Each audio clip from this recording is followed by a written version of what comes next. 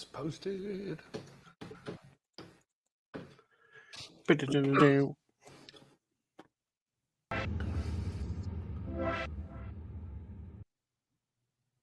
What was that?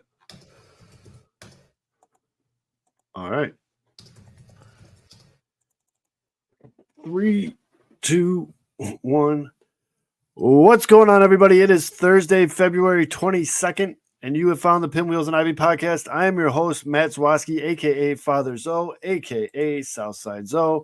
And with me, as always, Mr. Aldo Soto. Guys, we got to start reviewing Kevin's birdies because this last one failed us big time. Horribly. And the good Reverend K. Feds. But it wasn't even a birdie. It was a text that I thought meant one thing. It completely meant nothing. Holy shit. We'll talk about it here in a little bit, but you want to talk check about birdies in Kevin's head. That's. I mean, look at this. I've had that hashtag Cody Bellinger fucking thing on my lower third here for like months now at this point. Everything is Cody Bellinger. You might say, look out, look what's coming. And I'll be like, oh God, it's Cody Bellinger signing. And it's not. I'm standing on a train tracks about to get with the fucking train because I'm still thinking Cody Bellinger. A meteor would hit me and I would think that, oh, it's Cody Bellinger. I'm in a bad headspace right now, but it wasn't my birdie's fault, but I can tell you guys a story later, but I was so excited. With spring training up and running, we got actual baseball stuff to talk about. We made it, boys. We got out of off-season podcasting. We're in spring training podcasting now, which is pretty much kind of like the same because it's really repetitive, but there is some news to talk about. We're going to talk about what the hell the acronym FAST means and why the White Sox are playing fast this year. We're going to talk about what's going on with Cody Bellinger. We're going to talk about see-through underwears and baseball just showing dong all year. And much, much more. This show goes off the rails pretty quick, folks, but tune in. It's always a good time. With all that saying, Aldo, play that damn theme music.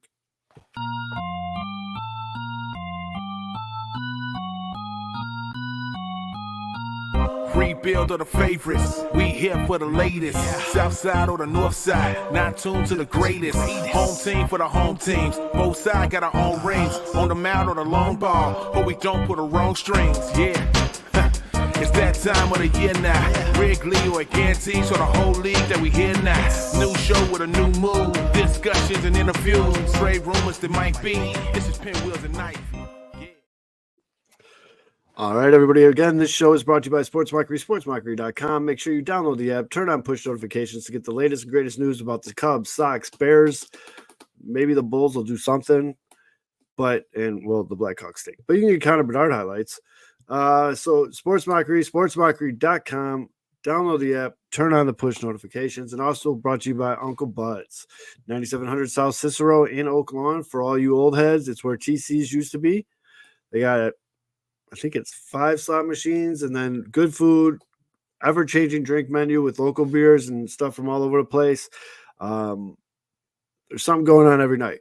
Bingo, karaoke, trivia, live music. Something's always going on there. So if you're ever just looking for something to do, head up to Uncle Bud's, 9700 South Cicero. All right, fellas. So let's start it out on the north side, though, because I think this plays off a narrative that has been kind of pushed all offseason that Scott Boras is the boogeyman, that he's the bad guy. Say hello to the bad guy. The bad guy. And it's starting to – I mean, I get why people would say it, especially if you look at the list of all the free agents that aren't signed. The good ones, at least, are all pretty much under Boras's umbrella. So people are starting to push blame on just his agency for these guys not signing. But the one that's relevant to this show, the one that's relevant to Cubs fans, is the fact that Cody Bellinger, one of Boras's clients, has yet to sign, not even just with the Cubs, just anywhere. So much so that Mr. Ricketts took it to the public. I thought it was pretty interesting how he just said, I don't talk to him. I don't talk to Scott. That kind of caught me a little off guard. Fids, this has been a drum you've been hammering for the last couple months, so go for it, buddy. Well, I mean, it's again, when you speak to guys, again, I speak to baseball players that are, Boras clients. We obviously I know a Boras client. I know people that are Boras client, know others that know Boras clients, and I speak to a lot of non-Boras clients, and even though I brought, we talked about this almost, I was in December, where Shreve even told us that he figured that people weren't going to be signing until February because the owners were going to be pulling some bullshit. He was right. And, I've heard other players call it a phantom lockout or a mini lockout because it's a collusion that's kind of like to kind of grab a little bit more of the power back. And so when you see this stuff, when you see Ricketts going out there and actively making these comments, when he's actively working the media, it's already the red flag. It's already a red flag because that's not his thing. And so, the last time he got in front of Cub fans and started speaking, they laughed him off stage when he was bringing up the Marquee Network. So like, this is a guy that, is feeling bold in this divisional thing that they do, which is, even dating back to the late 80s, early 90s, the owners have utilized some of their media push to, villainize Scott Boras as this boogeyman. It was greedy back in 1992 or 93 or whatever when Ryan Sandberg wanted, what was it, like $12 million over 5 years or something like that. That was greedy back then. It's constantly portraying the players and the workers and the people that defend them as the greedy ones when we don't even know what the books say. So for the owners, as far as it's concerned, so this is Ricketts going out there, pushing this brand, pushing this argument. And you know what? I will have to say this in the Cody Bellinger optics game, because a lot of Cub fans will buy this stuff hook, line, and sinker. They're the marks that he loves to work with. Trick ass marks. He won. He won the morning. Mark ass tricks. He won the optics war with the Bellinger thing, and you could see people turning on Cody Bellinger on social lost media. it though because we don't talk. Yeah, right. And then he keeps talking. Yeah, he had it, man. People were like, "F you, Cody Bellinger. We don't need you. We got PCA and Talkman. They're just as good as you are." They were going to copium. You need Cody Bellinger. Yeah, it was copium time. And so he goes out there, and then Jesse Rogers' story comes out, which then again has more personal quotes from Ricketts that basically say that the Cubs aren't going to ever really push that luxury tax. And I'm obviously paraphrasing that they need more revenue if they're going to spend more, things like this. And that, they don't see themselves going over that luxury tax thing. It's just not their style or whatever, basically. And all of a sudden it's like, well, now everyone fucking hates you again, dumbass, because now that comes out. And maybe Jesse Rogers was brilliant in hanging on to that because he knew that this shit, he would eat his own hand or whatever it is. But they're $40 million under the luxury tax at this point, 35 million or whatever. Like, there's no excuse for talking about that in the first place. But he won the optics thing for a second with, as far as, and they're very savvy with that. The Cubs are probably one of the best optics organizations in pro sports. Then he blew it again. He's like, it's like he wins the fight, and then right before the guy is about to count to 10, he jumps over the top rope and disqualifies himself. Like, he ruined it. So it's painful. It's tough. I suspect Cody Bellinger will sign sometime before, we talked about it, probably March 1st. I'm not concerned. When he signs, he'll be happy, and that's that. And if not, there'll be bad blood. And if he doesn't sign with the Cubs, obviously he's going to be a Cub killer for a long fucking time. So, this is up to the front office, and this is up to ownership to allow this to happen. And if they don't, you better fucking win without him. If you don't, pitchforks, torches, we're coming for you. That's it. What sucks about this entire Cody Bellinger free agent process, and I know Zoe's the one on the show who loves the owners, but yep, the families and their dogs, especially their kids. Here we go. But hate them kids. But not to go completely to Zoe's side here. But what does suck in Cody Bellinger's case here is that, unfortunately, it does seem like, again, we're talking about the Cubs, but nobody else is offering anything good, obviously. That we know of. That we know. Yeah. I've heard 6 years, 150, 160 from the Cubs. That's what I've heard. Yeah. Around that, with maybe a 6 or 7, 8. Yeah, that's what I shared. And this is, I know, a White Sox thing. I've been thinking this lately too, and it scares the shit out of me. It takes one impulsive offer by somebody. Yeah, that's what it is. And a feather that breaks the whole thing. This is, and again, this is what, I don't want to be defending Tom Ricketts, because we obviously know that he's never going to push money to go over the top when the Cubs need it. We saw that with the last World Series core, when they really could have done it in 2018 and 2019. But in this Cody Bellinger case, we know, Kevin's heard, I shared the thing from Bruce Levine back in January. That's January 2nd. And it was the same stuff. It was, all right, the Cubs are probably at 5 to 6 years, 25 to 28 million per year. Scott Boras through direction of Cody Bellinger, he's trying to get paid. And again, I hate that anytime you like push or you criticize what they're doing, you don't hate Cody Bellinger for doing it. Like, yes, he should try to get his big payday. Get paid. But if it's He earned it. market, if no one else is offering, it's like, And well, you know, hey, maybe you misjudge the market a little again. And I don't blame Cody Bellinger for still waiting. That's what he should do. Everyone's trying to get paid. With all that being said, hold on. No, but There's a wait. couple No, like this is a big case because like we keep skipping over the part where like we just want to shit on the Cubs, and that's fine. Go with But it. my understanding, they're the only fucking team that's even offering a long-term deal. Here's my question. Are you operating under the belief that the owners aren't colluding in this situation and actually pulling some bullshit?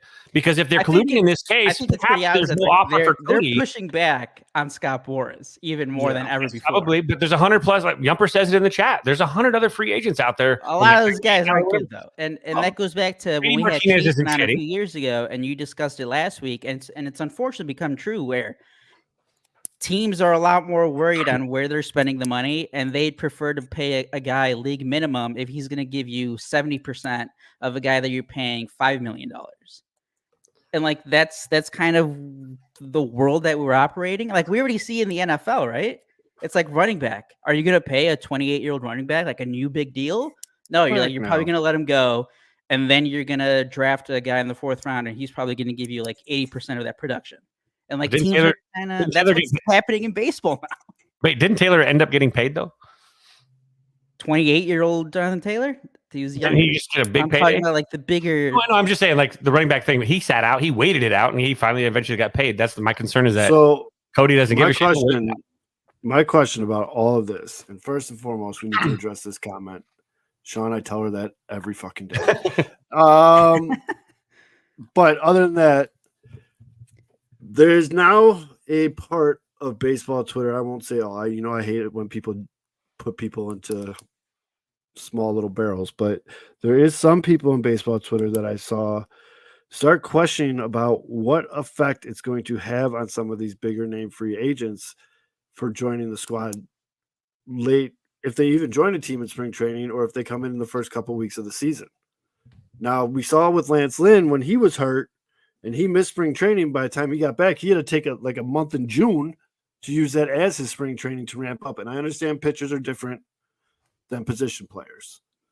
And don't get me wrong, I know damn well that fucking Cody Bellinger is in the cage every day right now.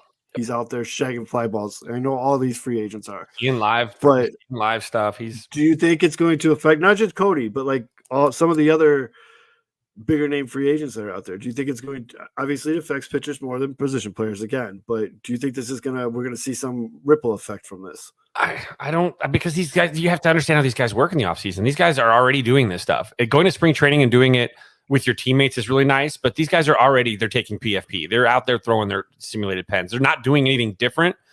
They might even be like 2 fields over from where the Cubs are practicing, like, or where the team is working out. Like they might be literally at the high school across the street.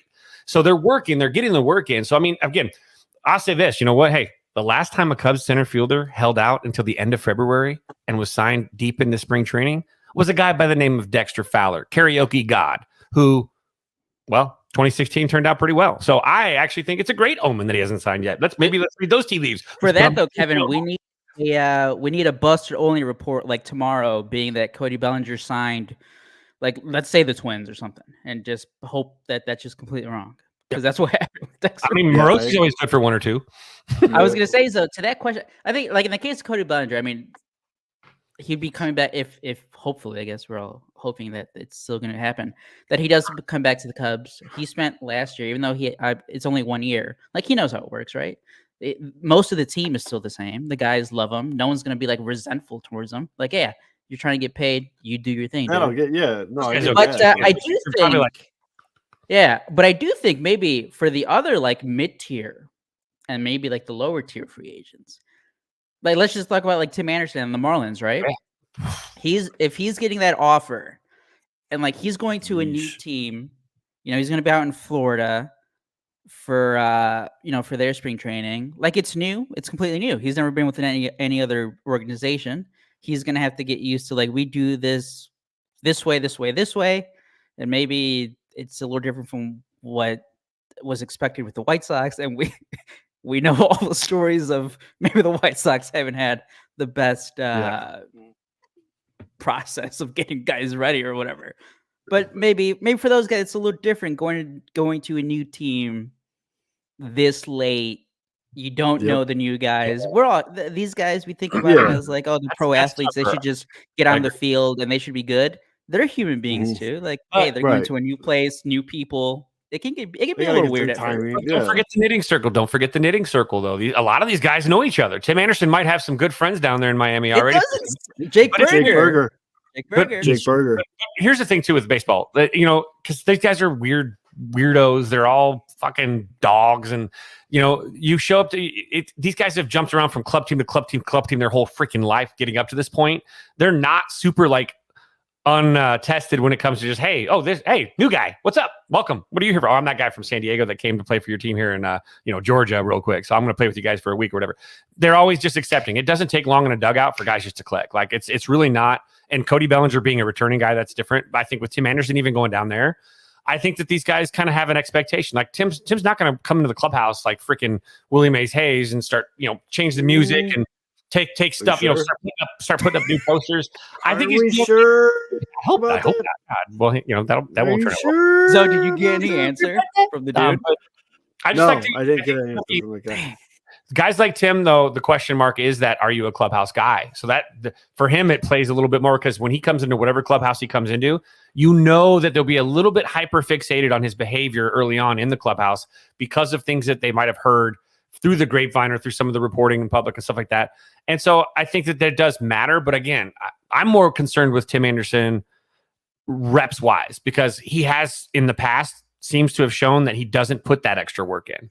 So that worries me as far as he's concerned. But if it's a player that has established as that kind of work ethic, there's not much to worry about. And some of these free agents, especially the mid-tier guys, they're freaking hard workers. That's why they're the guys that shouldn't even be there, but they are there because of hard work and perseverance. So you guys brought up TA a couple times, so let's talk about that because the rumor is that Miami has an offer out for him.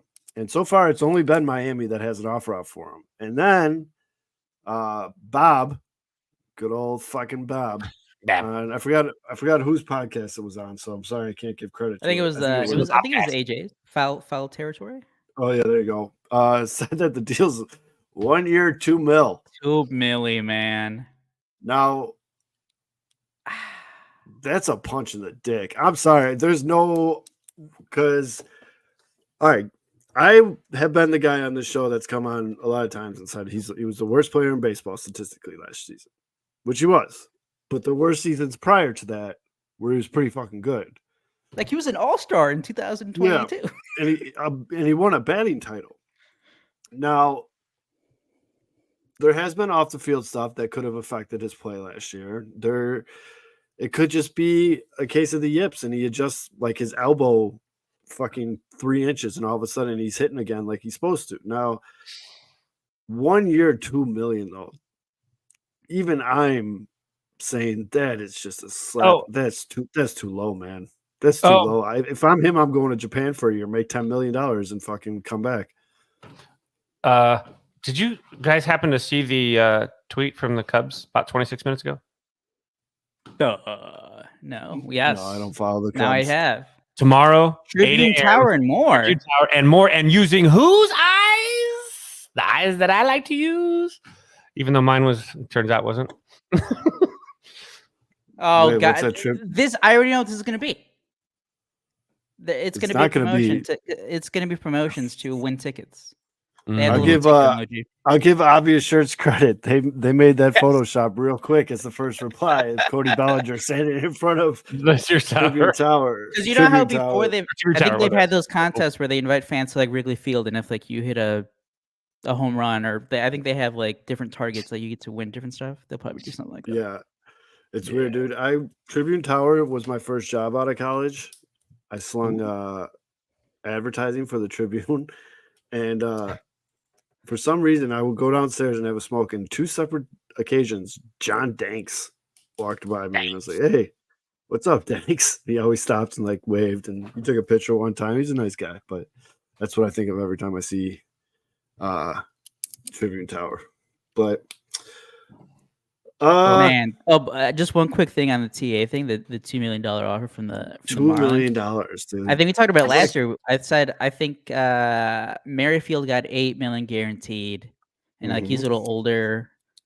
Obviously, he didn't have as bad of a season hitting, and he can play a few spots. But I thought like TA could get 4 just based off the track record, right? It's like, hey, I thought he was going to like get that's not a 5. huge commitment, $4 million, but damn, half of that too. I want to check something to see this. I thought it was going to be at least 5, and I'm dead serious now. I know it's been like a running joke on the show with me saying he should go to Japan. Go to Japan for I have no idea. Like, what are the deals over there? I think he's going to make it. He'd make way more than $2 million. So Austin Hedges makes twice that. Defense. That's the thing. If he Ahmed Rosario, he got like $2 million from the Rays, right, or something like that. And like he's a below average hitter, and like honestly, his defense hasn't been that good either. But he got the same thing, or he got around the same stuff that Anderson's getting offered. It makes a lot of sense as to why TA hasn't signed yet, because I'm sure he's sitting there like, you got to find me something better than $2 million. I will say though. On a positive, though, he would, that $2 million would make him the 4th highest paid player, 5th highest paid player with the Athletics. So, But I was going to say though, what other team is offering him starting shortstop? No one. Like, well, that's the thing. Like, I think that's also a good. It's like, okay, you're only getting $2 million this year, but like, prove that you're at least okay defensively, and you'll get paid next year. So here's Tim's options. This is it. You could take a 1-year, $2 million deal from the Marlins, start at short, have a hell of a season, and then get paid next year. You can go to Japan, or he waits until someone gets hurt. And I know it's a shitty thing to say, but someone's going to get hurt.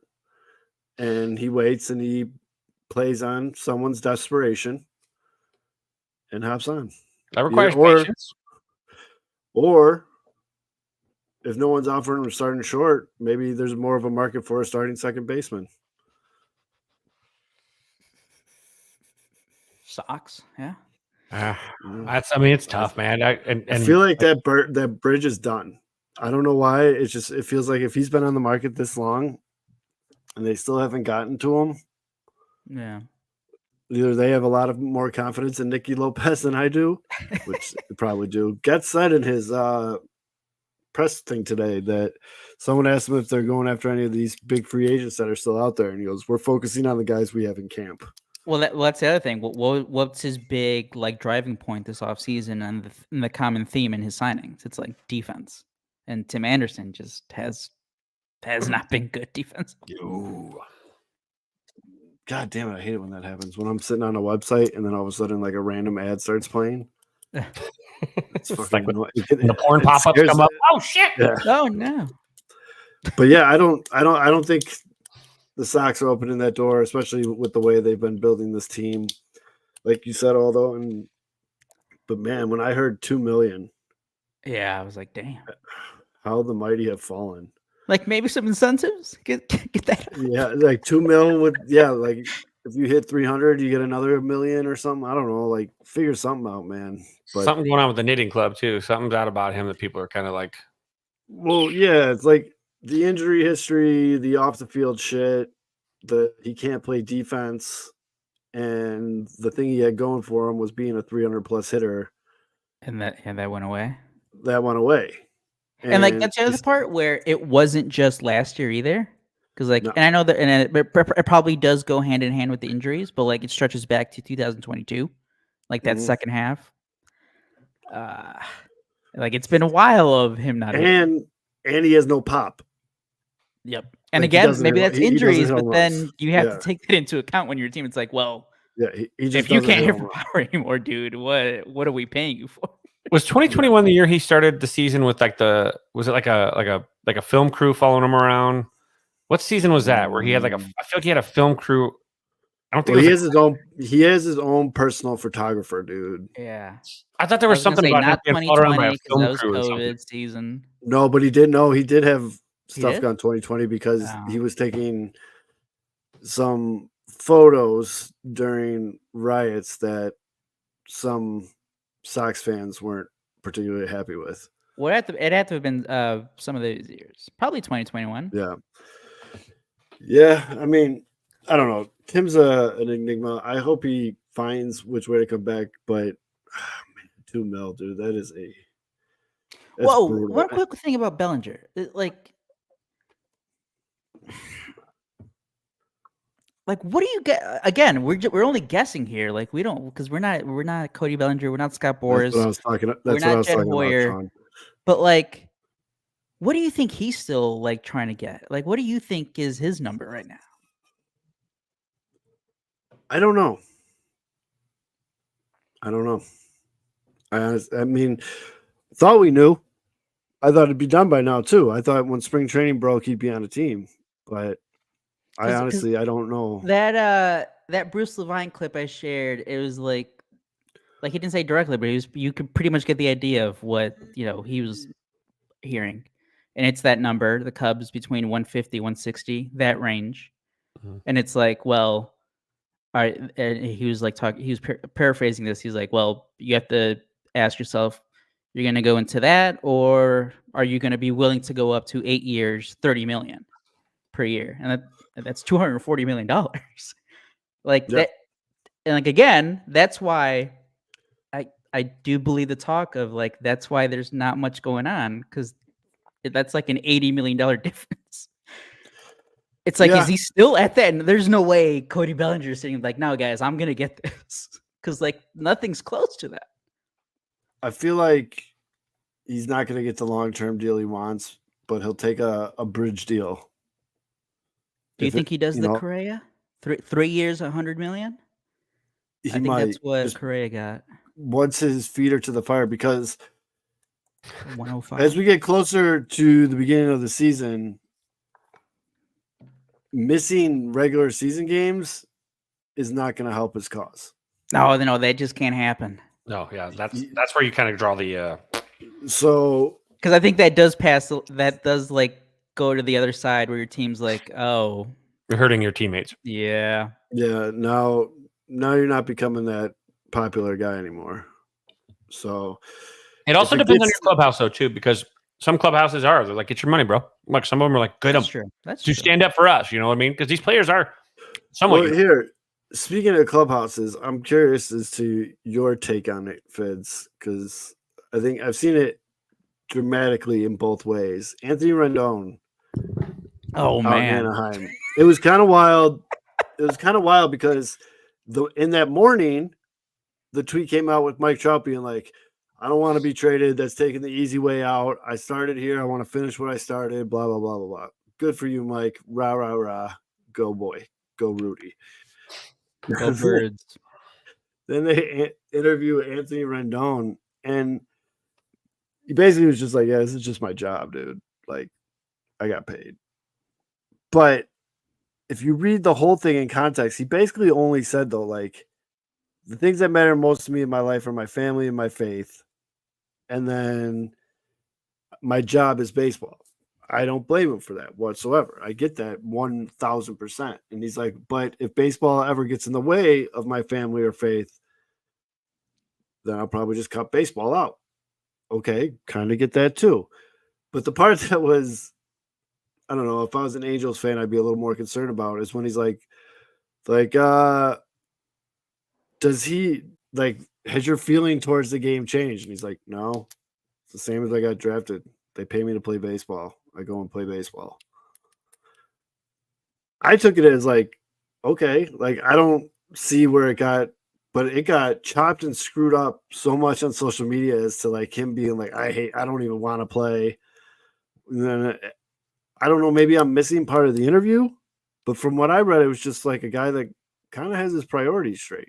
Put faith and family first. What an asshole. You know, this is the same stuff that happened to KB. Remember when KB said he wasn't having, when he was banged up, he wasn't having that much fun because it sucked being hurt. And everyone's like, KB doesn't love baseball. Ah, you fucking asshole. Like, they go crazy with this shit. Look, hey, no one's freaking out today that Justin Fields says he unfollowed the Bears because he didn't want to fucking think about football for a while. Does that mean he hates football? Absolutely not. But nobody's pissed about that. But you're pissed about Rendon. Rendon puts family and faith first. If that's not working, God, I would hope that more players have the kind of character and integrity that would say that if my family and my faith are suffering and I have to eliminate something for that, they would step away from baseball. That's actually like, but there are people here that believe that sports are more important than faith and family. They put sports, they elevate sports beyond like all things. They worship at the church of baseball, if you will, or whatever. And they don't understand that, you know what? Yeah. It's still a job for these guys. I'm with you. I'm with you, though. Rendon's been that way since he came in the league. He has some quotes dating back to like 2013, 2012, saying the same stuff. He's never not like left that. I'm laughing because the first thing I can think of is a certain Twitter personality that got very mad at Lucas Giolito for like cleaning up beaches instead of shouldn't you be in the weight room? Yeah, because I'm there 26 hours a day. With it's the first thing I thought of.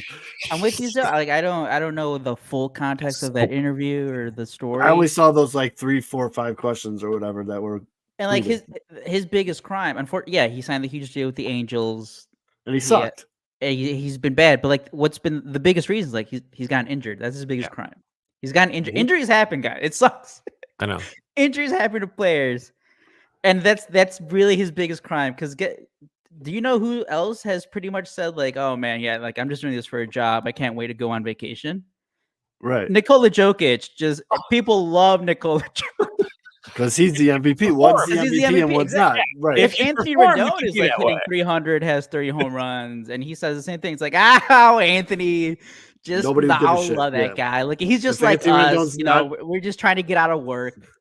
Dude, remember when he fucking jaw checked that Oakland fan last year? Yeah. Well, that's probably he's like, guys, I have to play for the losing team. Remember, he's walking off the field, World Series champion with the Nationals. And then he took the money. He got paid. Good for him. But then he went to he got paid to play with Mike Trout and Shohei Ohtani. So he probably thought that something was going to happen there. But yeah, I think it's funny too though, because it's things like this that kind of remind a lot of us about like how there are fans in baseball that don't look at players or athletes as actual human beings, but they look at them as like objects of which they feel like they have ownership of in some way, weird shape or form, some strange like. Can we talk about this headline real quick? Grichuk plugs Arizona's last hole. Hey-o! Sorry, it's just very funny to me. The fan graphs or you porn? It's been staring me in the face for like a while now. But yeah, I mean, I don't know. There's just he just wants to be with his horses. I love horses. I love butter stuff. Butternuts. Buttercup. Buttercup. Sorry. But I mean, I don't know. That's funny. It was like crazy to me to watch how twisted that got within like minutes on social media. And the big tweet that came out was someone tweeted like, Mike Trout, I'd do anything for the Angels. I'll die for the Angels. Rendon, I just want to go home. And it's like, but that was like the tweet, and everyone started like going off. It was just fucking stupid, man. People are dumb.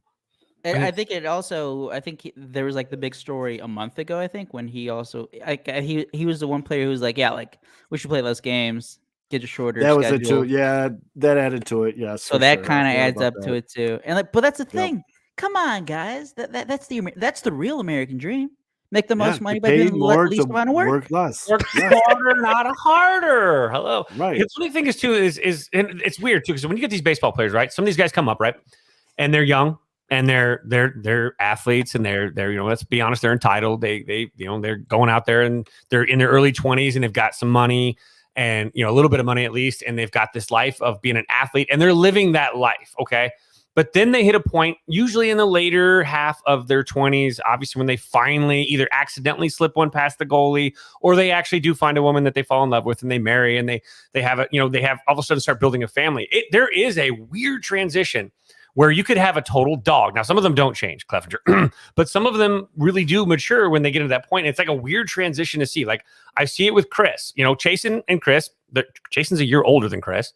Chris has 3 babies now or whatever. And Chasen is, dating. again, he's just dating right now. He's not like whatever. And it is very different lives. Jason has a very different life. He goes golfing. He's able to go out whenever he needs.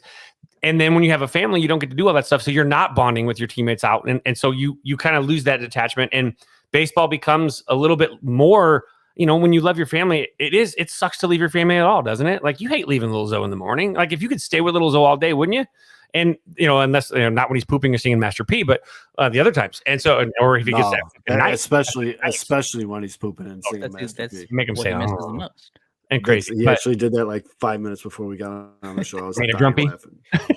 But that's the thing is these guys mature. They mature right before our eyes. And there is a switch for these guys where they're no longer just single dudes playing pro ball, being those guys. You know what? Come on. I mean, these guys are. There's a term called cleat chaser for a reason. There's a thing called groupies for a reason. These guys and other people that are so interested in kind of casual stuff, they go out and they have their fun. And that's what these guys do up to a point. And baseball is life. It's like the dude from Ted Lasso. It's all they live, eat, and breathe. They wake up thinking about it, and they're baseball dogs. But then eventually, when you have to focus on relationships on a deeper level, you can't make baseball your significant other. You have to, sooner or later, if you're going to have a meaningful relationship and mature, you have to put someone else before the game. And I think there are younger fans too that get upset about that kind of stuff because they're like, they don't get that yet because they haven't gotten there yet. So they're the quickest ones to get pissed about saying, you know what? And they don't see the bigger picture stuff that these guys look. It's a grind for some of these guys because it sucks leaving your family for 6-7 months a year. These guys don't see their kids very often. Like it's tough. And it is a grind, and it's harder. The more you build a family, which is the most wonderful gift you can do and build.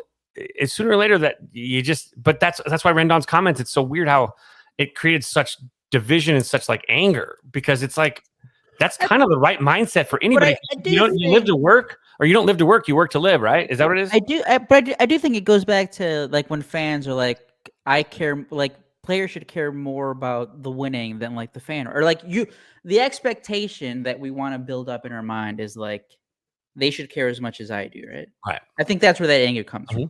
Like, and Michael Jordan, we obviously now know that he was a horrible husband. He's an incredible winner, but it came at a cost. It comes at a cost. And some of these guys, that cost, the juice isn't worth the squeeze, and you can't blame those guys for that. It's just so, not to change the subject, but let's talk about dong.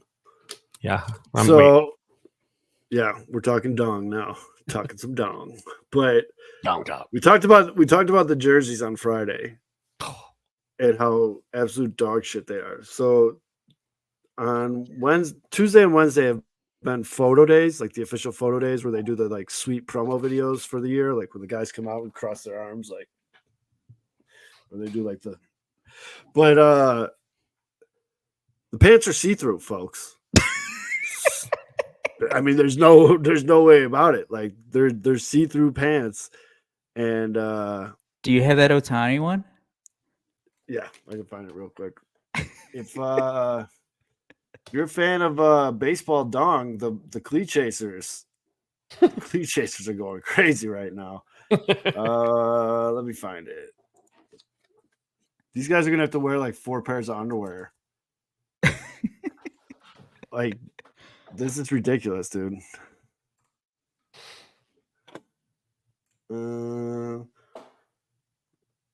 I go. Ohtani learning Spanish was awesome. I think it was Uncle Jeff that posted that thing today where it was like it was like the see-through like mesh. They were mesh pants. Oh God. Yeah, there they are. Looks like some nice blue boxers there for Shohei. Yeah, and I mean you could see the jersey tuck. Like, yeah. This is the Mariners one. That's right there. The funny thing is, like, these are perfectly clean, like no Gatorade, no water, no dirt, none of that stuff on it. Because as soon as these things get wet, we're at Daytona Beach right now. You understand? These guys are probably gonna. Back remember in Little League, you had those couple of those kids that before you even got out to start the game, they were wiping dirt all over their shit, just like get dirty. These guys are gonna come out there. I'm not wearing this shit. You're gonna fucking give me some of that. I mean, this is gonna be. we are going to see We have some wet pant contests. we're going to have some untapped demographics in Major League Baseball going through the roof this year. Let's put it that way. Walk-off home run. They bring out the Gatorade. Holy Like, shit. it's going to be censored. Like, And the NFL thought they did well using I Taylor didn't even Swift think to of that. bring women into the NFL. they're going to have like Just giant. doing Like, these- I mean, good thing that Juan Uribe is retired. Like, they're going to have to like block off the entire screen. Juan Uribe would just get a black square. Yeah, the entire black censor square. Yeah. Oh man, it's the Dong Show all year, dude. the Magic Dong Mike. Holy boy. Tonight is I Channing mean, Tatum night. Nike, Channing Tatum night. I just Go ahead, boys. I just don't understand who at Nike was like, these go. Let's do this. This works. the What, decision. dude? You know, baseball players get dirty. They spill Gatorade. They spit. There's water on their uniform. How's that Oh, fabric going to man. hold up? Like when someone slides hard in the second or something? Like, is that shit going to No. tear? It feels like it would. Yeah, It looks like it would tear. Like, No. We're getting Steve Lyons at second base. wrote. Remember that play when he had the dirt in his pants and he pulled his pants down and just showed his ass on national TV? Yeah. It's gonna be like that, but he doesn't have to pull them down. There's gonna be butt cheeks aplenty, dong flying all over the place. And some of these guys don't. Sorry, guys. Some of these guys don't wear underwear. They just wear the cup on top of the. They touch cloth. That's not abnormal. That's why you see these guys and you see their bare ass with the jock strap. Like that's going to be should be really interesting, especially in those sprinkly games where it's just slightly drizzling, and they're not off the field while it's raining. It's just that little drizzle. It's almost like watching Flashdance, Yeah. baseball style. I can't believe just what a mess this is. How do you? Like, what the hell is Nike thinking? So easy. Well, Nike's just not very good at baseball uniforms. Yeah, that's absolutely brutal, dude. Like I just Who was and I that guy thought, today okay, that you pulled What's up up? the jersey? Who's that guy today you pulled up the jersey from? That like it was almost an entire circle around his back. his From name. the Rangers. Oh my god. Yeah, he's got a hyphenated name. There's like half the alphabet. in his Sager name. hates it, right? Didn't Sager say he hated it? Like he didn't like him? Trey Turner's quote Trey was "Everyone hates him." Trey Turner. His direct quote was "Everyone hates him." And MLB's trying to spin it like some guys are really no. Everyone hates them. They're fucking terrible. In that story that came out last week, More collusion. I think it was from the Athletic, and Dansby Swanson was quoted in it, and he mentioned something about how like he noticed that the blue for the Cubs uniform was different, and I'm like, nah, there's like how the hell are they going to change the team color? But then I noticed this past week the Cubs had a new they rolled out their new slogan and they changed their logo on Twitter and all their social media. It does look a little darker. It does look different. And I'm like, what the fuck is going on? Why are you guys doing this? Like, And I mean, the Cubs have a sick hashtag of what was it? Clit. you have to see it. You have to see it. See it. They got bullied into changing that real quick. Oh my god. It's always been a weird. It's been a always hot- winning. Stay hot. You can't fuck around on Twitter, dude. Especially if you're a team account, you have thousands of people that see it as soon as you hit send. Mm-hmm. And Yeah, it was immediate.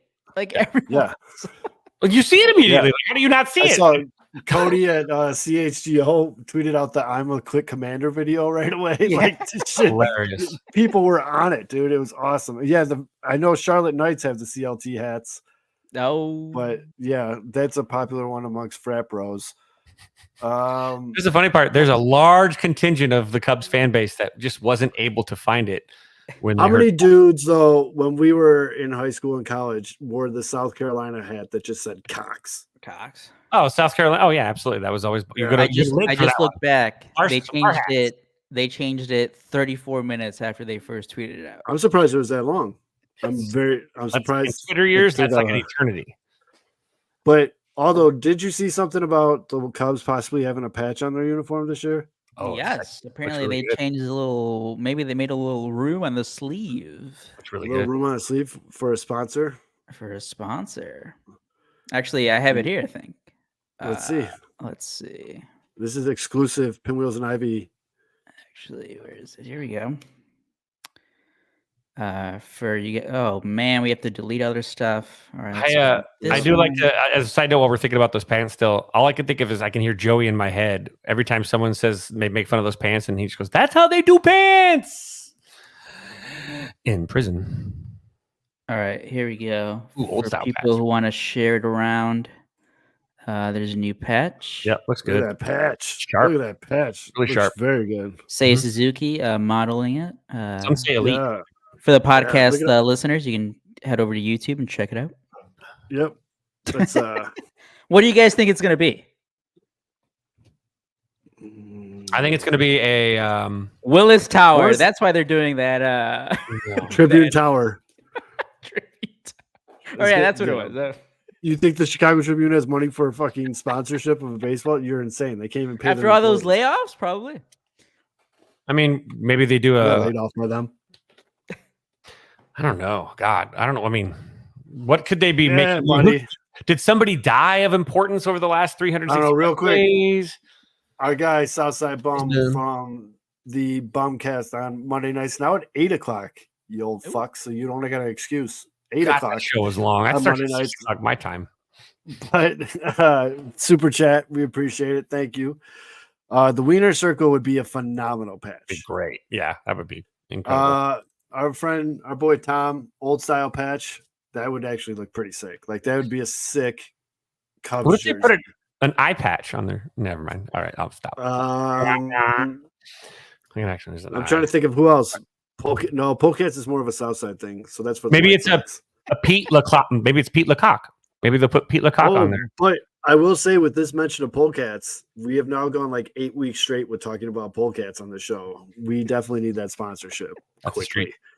We do. Maybe we could do a new segment every week, like Ask a Stripper, and we just have a different stripper on from Polecats on every week, and we just ask them random sports questions Who's on the that don't poll? matter. Oh no, wait. Who's on the poll? NASCAR Minute. Bang! Come on, Salzo, get on the Maybe- phone. Sell that. Sell that. Yeah, I might have They're gonna to. do something I for might Joe have to. Papatone. Or we mean, could that's go to perfect. like That's perfect. stripper pole to foul pole. Hmm. Who's on the pole? Oh my goodness. I don't see any like Cubs names that like left us this offseason. So I don't see like if it's No, like not a memorial gonna be a patch. sponsorship. That's think it's the other thing. It's gonna be like a random company that like we don't like. Remember when the Bulls got theirs? It was like what's that glasses company? Oh, like when the White Sox named their stadium. Yeah, Like, guaranteed. shit. Like, ugh. It was like, why can't I think of the name that the Bulls have? Shit. It's going to be a sponsorship by the eyes of Dr. TJ Eckelberg. There you go. You're a real Learning one. It could be just a. Just another. It's gonna be like a Wells Fargo. It's going to say MAGA. Zenny. It's going to say MAGA 2024 is what it's going to say. Tom Ricketts got it. Zenny was the Bulls sponsor. If they want to sell jerseys, it's old style. The old style patch on Yeah. the Cubs jersey. I'd be Guys cool with probably that. already do that. Guys probably already do that, like custom. Like they Yeah. put the patch on there. I dig that. But realistically, I don't know. It'll be Yeah, something no. dumb. Yeah, it's gonna be something like it's probably gonna be a company that most of us haven't even heard of. I hope it's a fucking Yeah, rainbow. it'll It's a be fucking like rainbow. a massive evil Right, it'll be corporation. beautiful. It'll be like some What's kinda that? like What hedge was the fund. company that used to be Sierra Mist? That's now the. It was Oh, all over the All Star Weekend, NBA All Star. Yeah, they're big. They're big at NBA. They spend a lot of their and money in the NBA. Obviously, it Like hasn't worked because I Sparkle can't or- remember the damn name. Or maybe the No. Cubs are going to be releasing camo jerseys and revolutionize Major League Baseball tomorrow. There you go, Starry. Starry. Just What have would Cubs that. camo look like? Wait. Sierra Mist is now Star. They don't make Sierra Mist anymore. No, That's what it's called. it's Starry. I don't I'm know. I pretty don't sure. drink that shit. I used to mix it with vodka back in the day because it was cheap.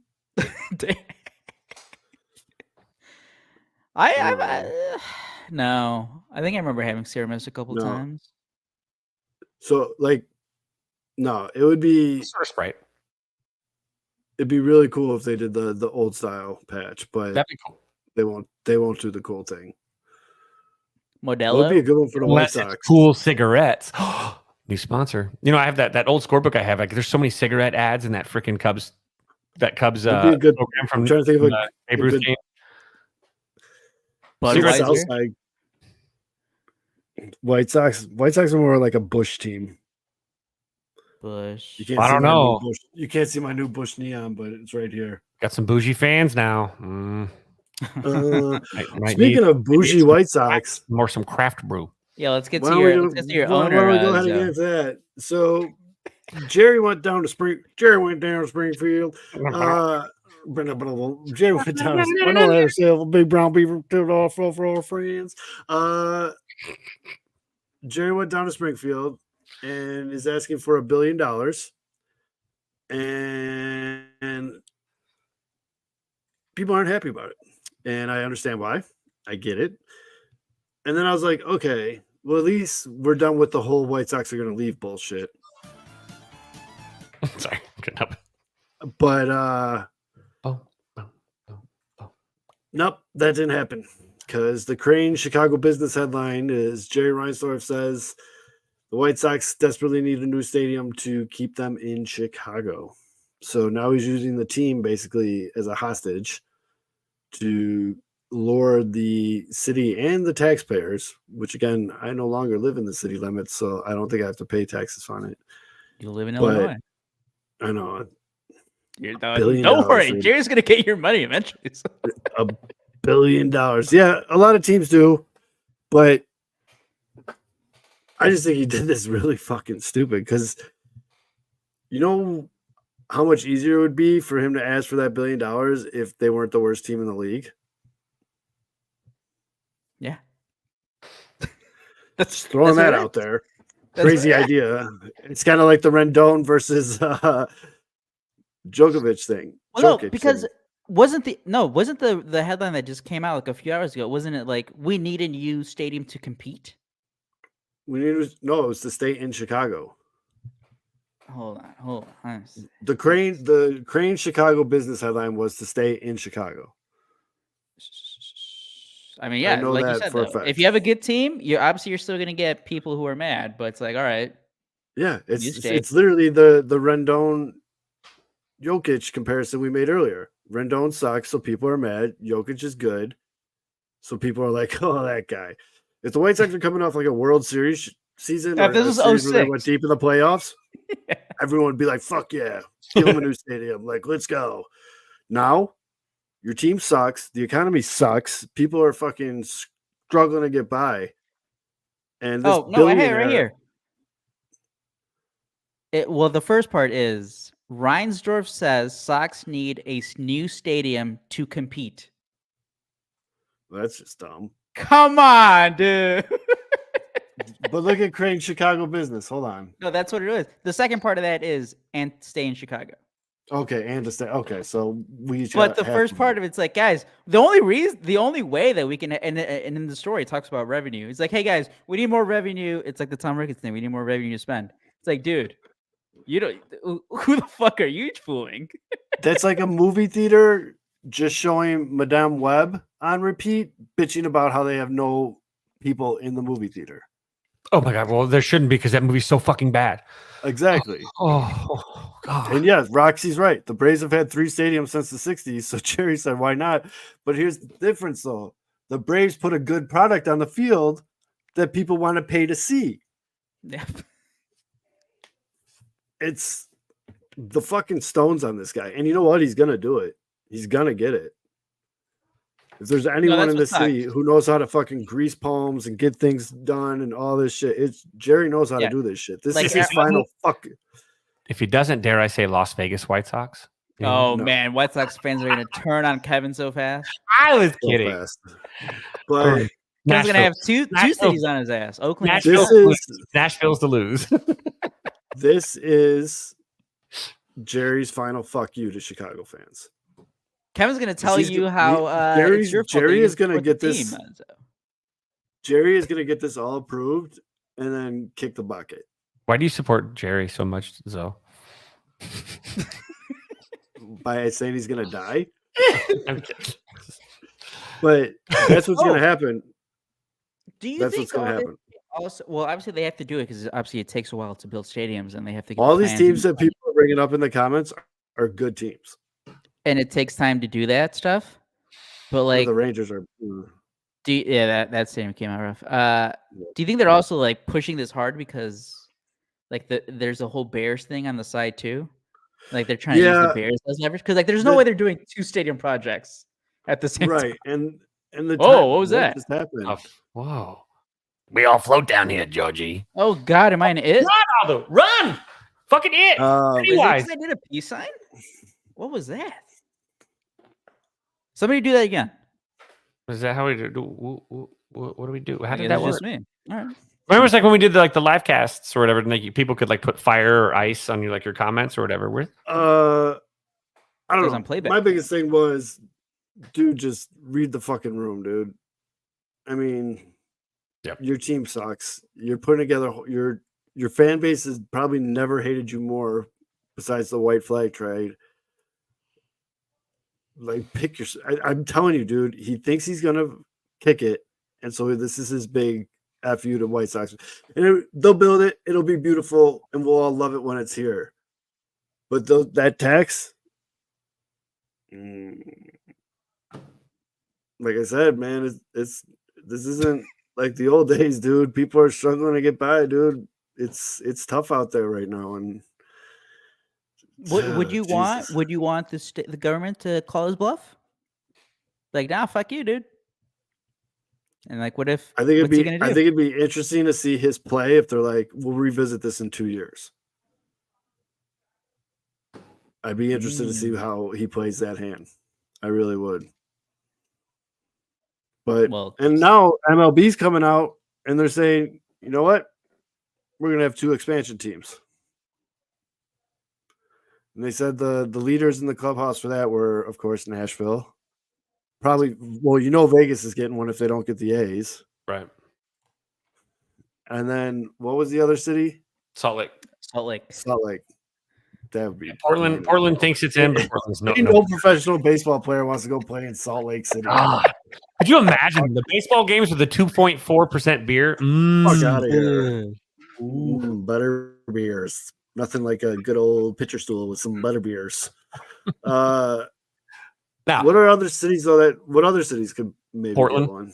Portland has always been one that's always kind of been. I think pushing it. people say North Carolina. If people are saying players don't want to go to San Francisco because of what they got going on in that city, no one's fucking going to Portland if that's the case. Right. They have the River Dogs. Is that what they are? Portland River Dogs? No, River. Yeah, they got River Carolina. I could see Carolina makes sense. Yeah, that would make a little sense. I would love them to go back to Montreal, Roxy. I think that actually, right before we came on the show, I just read that there is a documentary coming out about the last season in Montreal before they left. Texas is huge. Could you imagine a New Orleans expansion? Like a New Orleans baseball team? That'd be really sweet. Mitch turned into a little fluffy white dog. I am alive. So story is basically I had to cover this restaurant that burned down in this town out in the sticks, and it's like an hour and a half away from the station. So I pre-recorded my live hits. So I guess they're not really live, but it's a look live. Now I'm driving back, but to secrets. be safe, I'm keeping my eyes on the road, so I don't. That's why you cannot see me. That's good. We'll just keep putting up different pictures we have of you up on the screen. That works. Well, I figured I'd put my dog up there because a little bit better looking. So, is that your dog or is that your family's dog? Is that dog with you in Missouri? I should say it's my family's dog. So no, homie Louie is not with me. So, Mitch, do you want to tell our listeners how you blew Baby Zoe's college fund out of spite? Something out of talk spite. About that, Mitch? I think it cut off. Oh, what? Bad. Yeah. No. Okay. So, if this turns into a shit show, I'll hang up here. I don't know if you can still hear me or not. But yeah. So with the Toyota.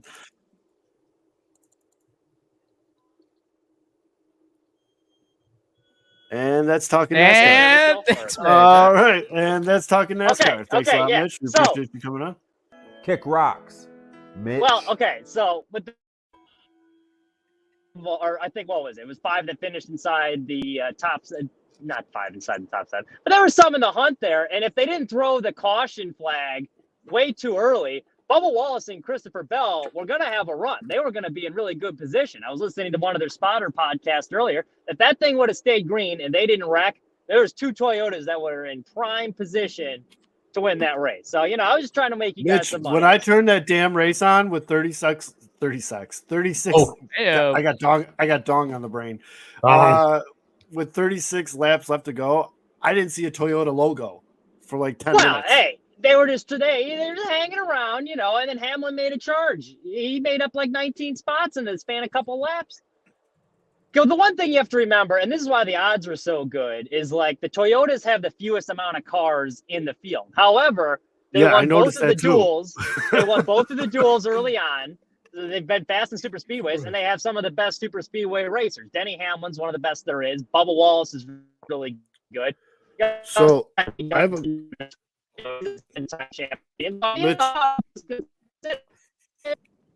Robot Mitch. And Mitch just gets stuck in the Matrix. That sounds like Auto good in there. he takes the pill. Robot Mitch, I do have a question for you, and any of our NASCAR fans in the comments can chime in. All right, if I still Has sound there like a ever robot, I'm been- going to call back and get in the way.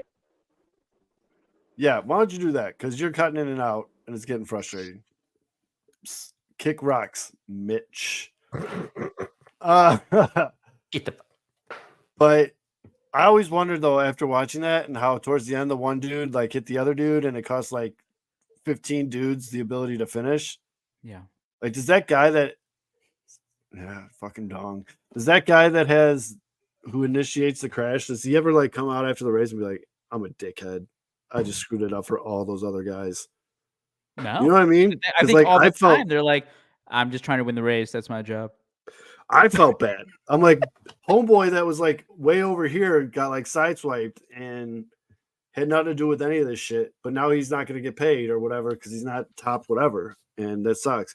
Speaking of which, I was on my way home before we came on live here, and the car in front of me got T-boned.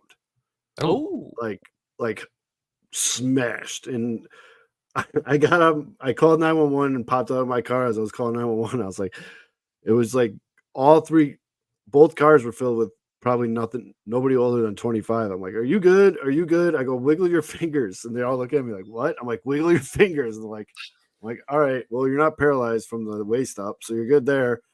And then the cops showed up and I got in my car and bailed. But it kind of shook me up a little bit, not gonna lie. The one dude clearly blew a red light and smashed the dude in front of me. But it just makes me, I always start thinking about stuff like, what if I went to Walgreens 5 minutes earlier and I was that car? You know what I mean? Like the butterfly effect and shit like that. And that was wild, dude. Oh man, I kind of forgot about it until right now. Did you stop to tie your shoe just long enough that you got into the car a few seconds later, which made you miss a light like 4 blocks away from where it happened? Yeah. Like I went to Walgreens to pick up a prescription. Like, what if I didn't like shoot the shit with the pharmacist for 3 minutes? You know what I mean? Like, what if I just was a dick and just like grabbed it and like stomped away? You know, like, oof, that was wild, man. But I mean, he hit him hard. I hope those dudes are okay. They seemed okay, but they were in shock. And once the cops got there, I'm like, I'm just gonna get in the way. I'm out of here. So, question: so, which is more disturbing to you, the accident that you just witnessed, or Pete Crow Armstrong's hair? Pete Crow Armstrong's hair. He looks like an extra from Breaking Bad. It just reminds me of like somebody of the Joker from Suicide Squad. He looks like he hangs out with Jesse Jared Pinkman. Leto's Joker.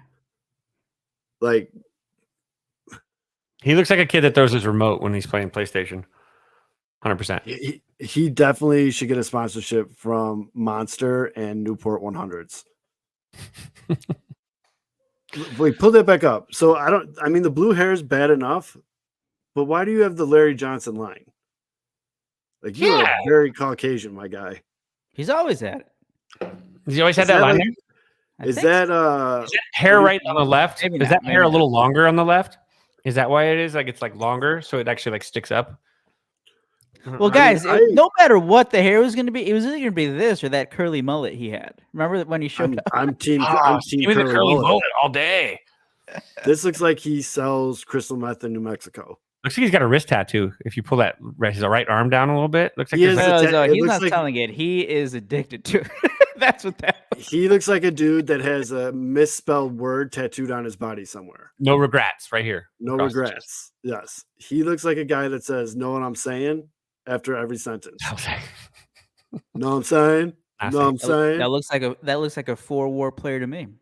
On a positive This- note, it looks like he does have to shave now, so we can weigh He the good. looks like a dude that buys cigarettes or goes to the gas station and tells him to give him free packs of cigarettes because his girl gets paid on Friday. He looks like a guy who has a wallet chain and likes to go to Blink 182 concerts. He looks like he works at Hot Topic.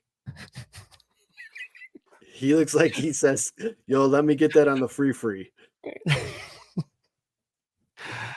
He looks like if he was in the 90s, he would have worn those leg pants that were 2 legs each leg, though. He looks like he smells like a cheesy gordita crunch and Baja Blast all the time. Yeah, he I'll looks be- like a he looks like a Yeah, I he looks was- like a juggalo. He looks like he loves Fago, especially in a concert environment. This is fun. We should just do this every week. We'll pick a different picture of an athlete and just rip on him for like 5 minutes straight. He looks like that Then guy we'll- at the pagoda in the mall that tries to sell you new cell phones, but that are actually burners. He definitely looks like he works at a mall kiosk. And he hits on like 16-year-old girls up at the I- makeup. As it here because you would like to think every good athlete, they always need something that you can like make fun of. Yes. You want your guys to be just completely perfect. And this is it. Yeah, he looks Hopefully like this one is of it. those This is It a looks like one of little those extreme. guys- It looks like one of those Hopefully guys this at the is it. carnival. It looks like one of those guys at the carnival that reminds you that it's 2 tickets, not just one, to get on the Ferris wheel. He looks like a guy that asks girls when's their 18th birthday. He looks like So baloney. He looks like he has a I was spoiler. gonna say that's Wander Franco, but I guess he doesn't have. He definitely has like underlights on his car. You know those guys that have like the neon lights on the bottom of Yeah, But the he has car the so it Honda glows? Civic with the He's just he looks like he drives a Geo Metro that's tricked out, like Fast and the Furious. No, he has a sound system in his car that costs more than the car. No Oh, backseat, and it, just and it speakers. shakes the shit out of the car. Yeah. Yeah, no backseat, only speakers. Yeah. Oh my god, I can do this all night. This is He awesome. looks like an extra in Fast and the Furious: The Experience at Universal. Oh yeah. Oh man, he looks like he asked his girl why he has to buy her stuff on Valentine's Day. He also looks like the guy that asks his girlfriend why she has to show her ID when she's getting into an R-rated movie. Oh, He tries to reverse Jedi mind trick his girlfriend. Like, you know, it'd be cool. Like, if we had a PlayStation 5, like, you know how much fun you would have with that? he looks like he likes The Force Awakens. He exclusively shops at Buckle. Fucking dying, dude. He definitely looks like the kid that poured his pixie sticks into his Jolt Cola when he was a kid. Oh, this is good. He looks I like a need- kid that would not, in fact, share his snack pack and trade No. it for a banana. He looks like a kid that thinks it's funny to call teachers by their first name. Oh, All right, I'm done. You can take it down. he looks like someone that'll eventually get gauges. Oh God, yes. He looks like he would have gauges. I don't have a problem with gauges. That's the one I don't. What my problem Oh, with gauges, somebody get a step too far was the gauges. No, I just don't have a So problem with gauges. We I go, was we actually- draw the line. I was I talking don't about have this a the other problem with day. gauges. I don't have a problem when people have the gauges in. It's when they don't, and they just got like that floppy circle hanging from the side of their head. You know what I'm talking about? Yeah, the best ones are the ones when they finally grow out of the gauges. They're royally effed and they got to get them stitched. Oopsie. He looks like he's definitely trying to fight his stepfather. Oh, Baloney's is good too. Yeah. Went to Cancun on vacation and now calls everyone amigo.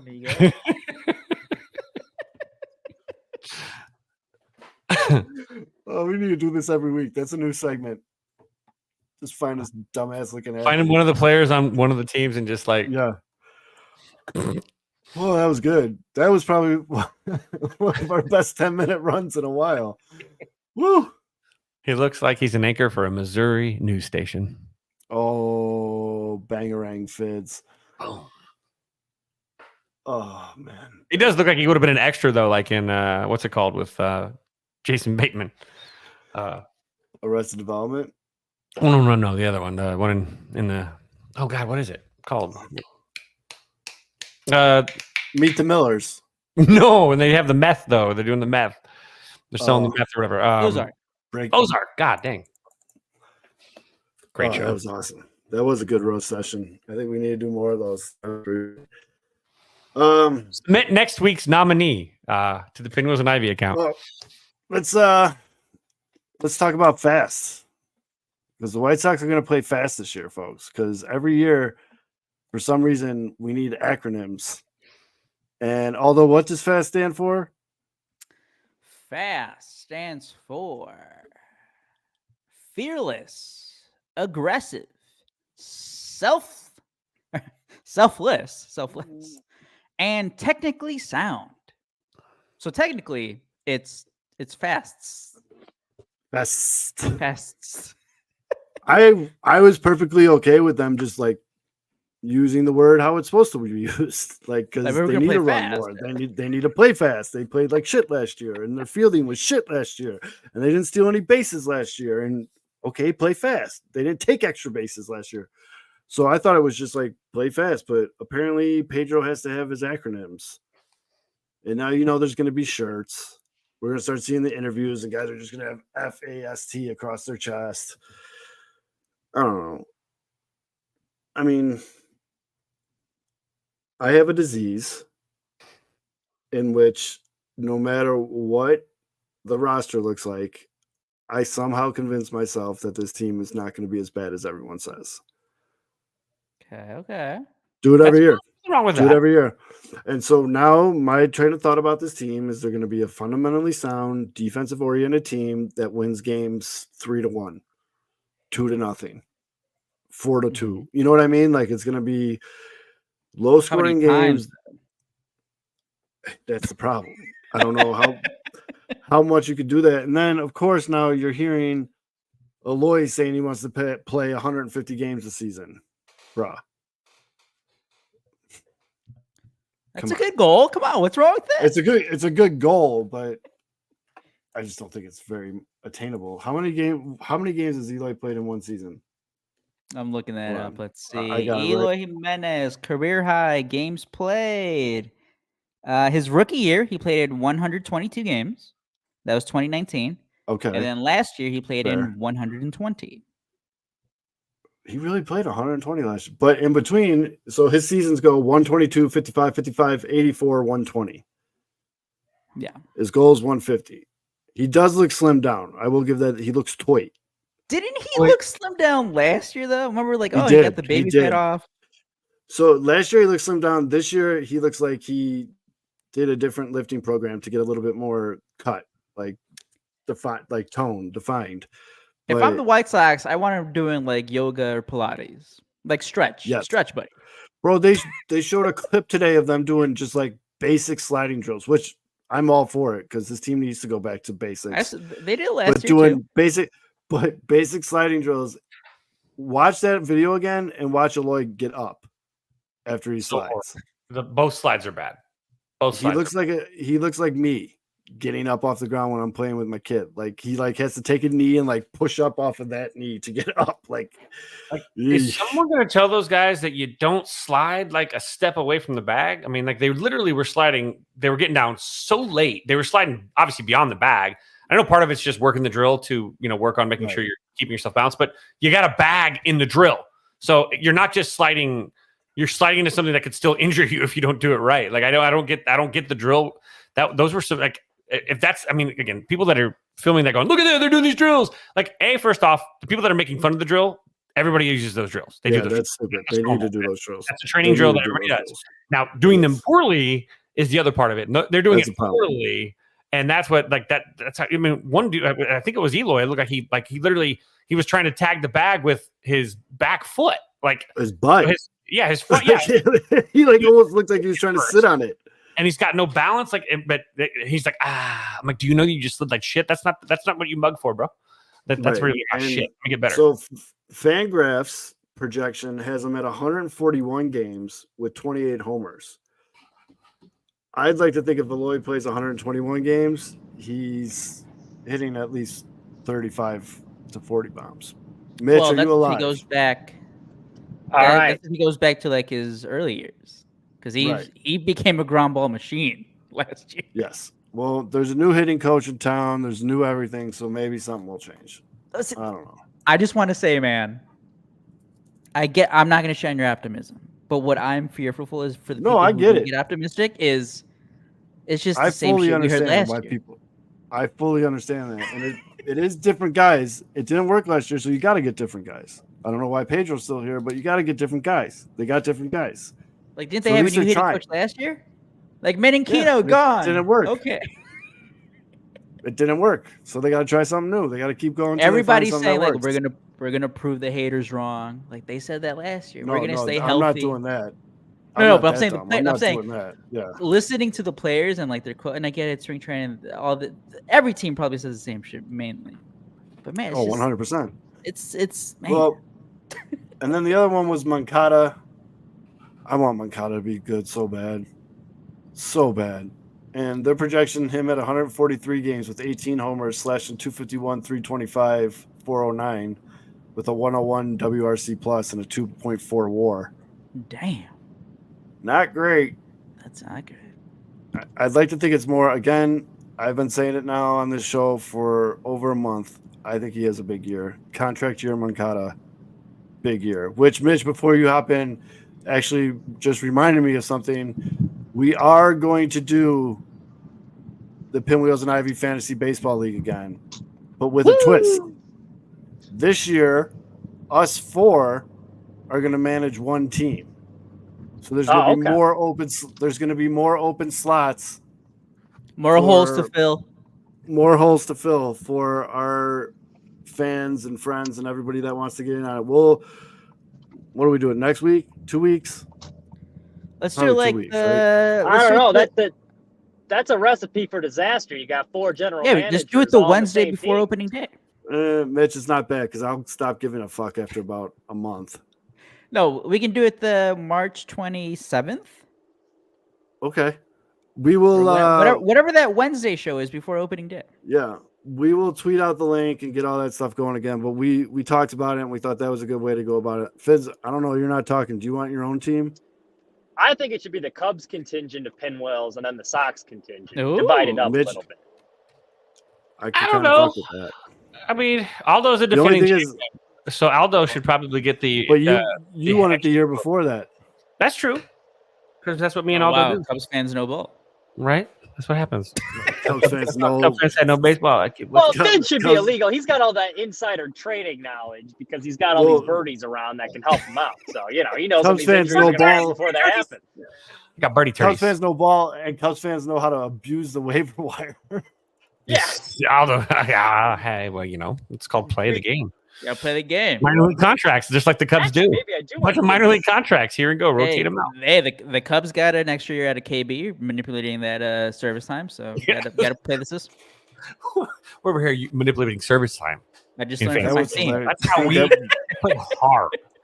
That one season where I still had push notifications on every day at like 10 a.m. Central, Aldo would have like 20 fucking roster moves. Like It's you that just let your morning watch. routine, 8 a.m. baby. Go to the bathroom. You were regular, You're dude. taking a I know shit. you're regular. Aldo's taking a shit. That's how you knew he was at. Aldo. Oh, we know that Aldo usually takes a dookie at like around 7. Like, all right, need to pick up 5 pitchers. Let's see who's on the waiver wire. Man, if you say the first thing you do when you sit on the toilet isn't either check Twitter or check your fantasy team in whatever season. If you're in fantasy, you're lying. I think. No, I agree. That's the first thing I go. The same. It was just funny though because it's 10 a.m. my time, so I'd be sitting here working, and all of a sudden, ping, ping, ping, ping, ping, ping, ping, ping, and all those up. I don't know what's Aldo's worse, taking a shit. getting those push notices or waking up like on a Saturday morning after you kind of tore one on the night before and going, "Fuck, what did I tweet last night?" And you're like, No, it says 20 plus push notices. You're like, no. What's better is because I'm old and washed. I go to bed at like 10, 11 o'clock on a Friday night, and I wake up Saturday morning to 10 texts from Fids. or messages in the group chat, and I'm just like, oh, let's see where Fids went last night. Let's see where this goes. That's You a do 2 hour. good. Usually have Robot Mitch said a word or two there. Asimo, son Mitch. of a bitch. Am I back? It's showing I got 3 bars bet. here. Damn it! All right, good. I was trying to Oh, manage wow. with like 1 bar. So earlier. I didn't know this, but Fucking Jermaine AT&T. Dye was on AJ Brzezinski's show, and Jermaine Dye said that in 2005, another team offered him more money after he already agreed to play on his deal with the White Sox. Ooh. He's a man of his word, so he stayed with the White Sox, and he went on to win World Series MVP that year. Did he reveal Jermaine- the team? I didn't want. I'm just reading the caption because I can't listen to it because we're doing a Let's show. look But that up. good for him, man. Jermaine Dye just went up another notch in my book. He wasn't on the show. AJ talked. Oh, okay. Yep, didn't listen to it, but AJ said that. Oh yeah, the Twins said they were out, by the way, on Bellinger. I didn't see that until just now. Good, thank God. Not 'Cause only was that, like, their I think it was the GM that quote came. They're out on all the top remaining free agents. just like the White Sox. Dude, I'm telling you guys. I think I mentioned it like back in December. We're like, or the past couple of years, last year the Mets went crazy with not crazy. They just spent a lot of money in free Rangers agency. did. The Padres had the big deals. The Rangers had the big deals. We were gonna find a correction. I didn't think it was gonna be this fast. I thought it was gonna be a couple of years, not just Right. the very next off season. It's the owner, man. They can't give an inch. They can't handle it. They don't. They refuse. They will push back as best they can. This is not going to end well. That's why they're going to push for the. Again, we're going to see this. Watch, and I know we debated on it, and we're not going to debate this on here, but this is why you're going to see them push for the deadlines in the offseason too, because they know that it's beneficial for them. So they love the traction that it's getting. And I wouldn't be shocked if they have little social media accounts that literally go out there and kind of flood, social media with people just to get that discussion going. You get a couple tweets here. Why don't you? There should be a trade deadline, and then it kind of looks up. They're out there playing. They're playing the bot game too. I'm sure. And I got the Zell the other day. That's why I've been pushing for it. It's coming. I'm a plug, dude.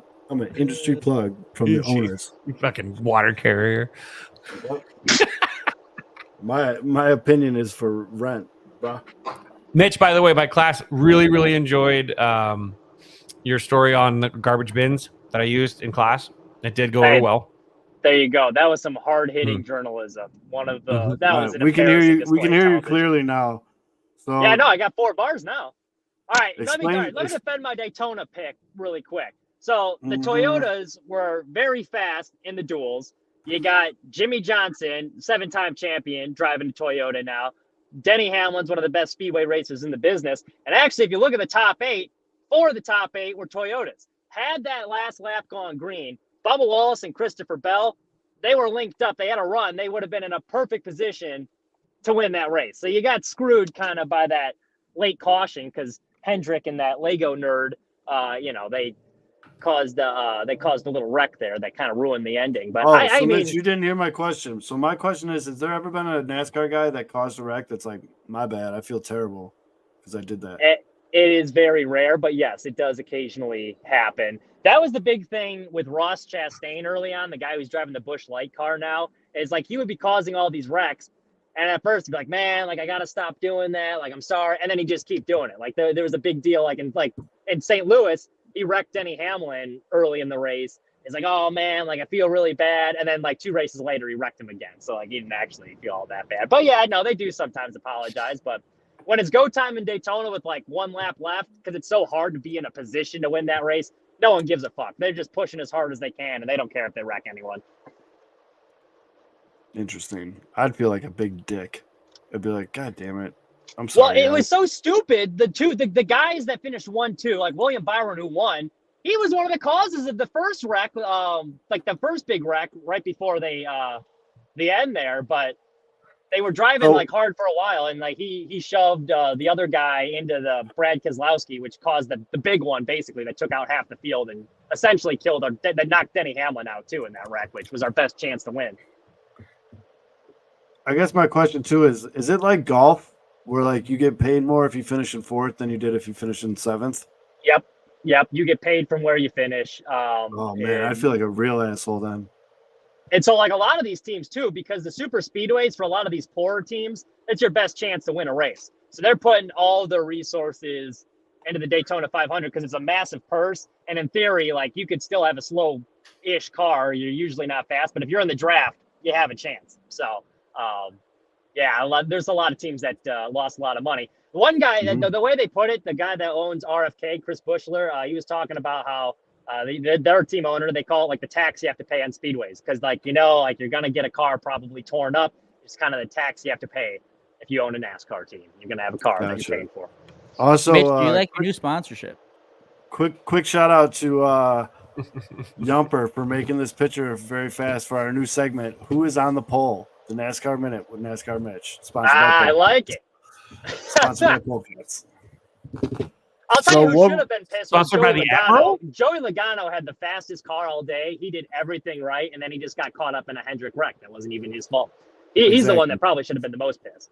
But screw him. So wait, this is contrary to the NASCAR Minute, right? This is separate, right? Man, it's kind of separate. This should have like more stripper kind of song. Right? You know what was interesting too, and I was curious when you guys saw, because I know you guys aren't normal NASCAR people, but I thought it lined up really well for new NASCAR fans because almost everyone that was featured in that Netflix documentary was in the front in contention. I will agree. It was weird for the first time in my life watching a NASCAR race, being like, "Oh, I know about that guy. I know who that guy is," and I knew who to root for because I was rooting for Toyota's and Jordan's team, and Denny Hamlin, of course, because he's Toyota, and I like that he's an asshole. But you have no idea how happy it made me looking at the chat, and like it was all NASCAR, and it wasn't just me spamming with chat. Like it actually seemed like everyone cared for once. I knew I was enjoying it while it lasted, but yeah. Well, what's the race this weekend? What's the race this week? It's in Atlanta. It's another super speedway. I'll actually be down in Atlanta this week. I would offer. Are we going Toyota again? I don't want to. I gotta look and see how they qualify. Do some homework and give us another show bet. All right. Oh, bet. Sounds good. And then we can get in the chat and discuss. Well, that's how we can get to this. Yeah, that's how we get to this. Yeah, there we go. Who's on the poll? Yeah. Yes. So, what we're talking about, Mitch, is the White Sox breaking camp and how my stupid brain is making me think like maybe they're not going to be as bad as we all think. But what has anything stood out to you so far from all the the quotes and all the other bullshit in the first week of spring training? I keep telling myself not to fall for it because I fell for the takes when Pedro Grifol first got hired. So I'm really trying not to. But I have to say my excitement for the season, which was like little to none a few weeks ago, I can't help it. Like I'm like, hey, maybe there will be a few more games. Actually, the thing that stood out the most though that I thought was interesting was Andrew Benintendi saying that he was dealing with a bit of an injury a lot of last year, which kind of affected his swing. So yeah, and that's what I'm curious to see. Like, is that actually bullshit, or like, will he be better this year? Because if they want any hope of being better, that's a guy that's going to have to significantly improve. I mean, we talk about like Eloy and Moncada disappointing, but when you look at the money they were paying Benintendi last year, he was terrible, and his fielding metrics were all full too, because he was supposed to be this Gold Glove left fielder, and he was a below average defender. He didn't hit for much power. He didn't hit the ball hard. So I'm interested to see how much that injury actually affected him. That's what I'm going to be watching for. I will say I am impressed with Sean Anderson at CHGO White Sox. The anti-Benintendi campaign he runs out of his Twitter account is very masterfully done. Like, he showed a highlight of Benintendi hitting a home run from last year. He's like, and this home run cut the Rangers' lead down to 6. Like, he does like these nice little subtle jabs, and he just really doesn't like Andrew Benintendi. It's very funny to watch. I don't know. I don't know why White Sox fans would like Andrew Benintendi. No, I mean, there's no real reason to like him yet. He's bad. I mean, yeah, he's bad, and they paid him, and hopefully they didn't. How's his leave a bad karaoke taste in game? the mouth. Oh, Karaoke? Yeah, you good art trivia partner? I don't know. I don't know. Wait. But The other thing, I don't know if you guys talked about this, but with Chris Getz saying that Dominic Fletcher kind of had the leg up on the right field competition, I think that battle for the fourth outfield spot and the last couple bench spots is going to be a dogfight with all the people they have in camp. Like the 70 guys they have in camp, I think they set a White Sox record. And you got all these old ass veterans that are trying to hang around to stay in the show, and with a mix of some of these like younger guys they have. So the bullpen, I think, is going to be very interesting to see how that plays out. And then the battle for the fourth outfield spot, I think, will be interesting as well, just to see what they end up going with. Do they go with a younger guy to like give him some more looks, or do they go with like a Kevin Pillar, who probably is only going to be with the team for a year, but might be the best option? So I think that'll be interesting to watch spring training too. To me, that was probably one of the most interesting quotes out of Getz's time with the media, how he said the kid they just got from Arizona has a leg up on the right field competition. Yep. Well, I thought that was Defense, baby. I They mean, love defense. yep, and they he's had, because fast. like we talk about how deep the Diamondbacks outfield is and just that farm system in general, but like the Diamondbacks organization loaded with outfielders. But I guess they kind of had their pick between a pair of guys. I think it was McCarthy, they said was the other one. Jake McCarthy, I want to say. But it was between him and Fletcher. It was take your pick. And because they got that Barfield, who used to work in the Diamondbacks organization, he seems to not, I mean, I would imagine he knows both those guys pretty well, told them to go with Fletcher. So I'm guessing he probably had a heavy say into that, one, for choosing to trade for Fletcher, and two, being like, hey, he's probably going to be our best option. And if you look at his numbers in Arizona, they're pretty good. Like, he hit really well. It wasn't bad. Painted No. bad. I mean, I'm all for him getting the leg up. I think, why not?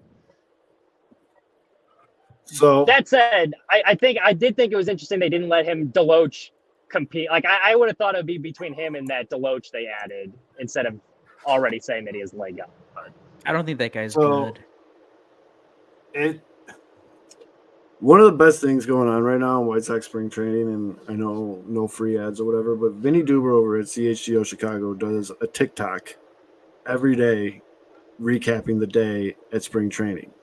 And for those of you that have the attention span of a bird like myself, it's a fantastic minute and a half. Not even, how long is this one? A minute. But it's a great recap. And like today's, he said how Nick Nastrini really impressed people with his bullpen session. And then he also brought up a name that we've pointed out has been missing. And apparently Oscar Colas did impress White Sox front office with his offseason regiment and working out. And he might be able to earn one of those bench spots. Okay. Yeah, I didn't see that one coming. He says it I seems don't that see it Colas coming impressed either. of Sox what he did this offseason, even though he didn't. You know go play who with the else ball. impressed? They said the same thing about Rami Gonzalez. So, Yep. that they're just blowing smoke up his ass. I'll believe it when I see it. I'm sure. I mean, I would hope he has an opportunity to compete for a bench spot. I mean, he was considered a top 100 prospect by Baseball America like a year ago. But not by this So, front office. Yeah. But I would hope, I would hope it's a given. He has a But chance to seriously, though, compete for it. folks, you should definitely, if you're on the TikTok, you should follow CHGO just for Vinny Dubers, and also follow Southside Behavior because Missy's doing some really good work on TikTok over there. Do So it now. Do it now. So I think Uh, one of the topics you had for the Sox was the leadoff hitter. So what are you guys thinking? Now, would Dominic I Fletcher think be it's a going to be leadoff hitter? Fletcher. I think Yeah. so. That he's got all the traits you'd want. He hits for average. He's fast. That's what I would think has the leg up. Has he ever hit leadoff before? Whatever they do, though, just do not put Luis Robert in leadoff. No, No, he needs I think to it's clean- gonna he be- needs to clean up.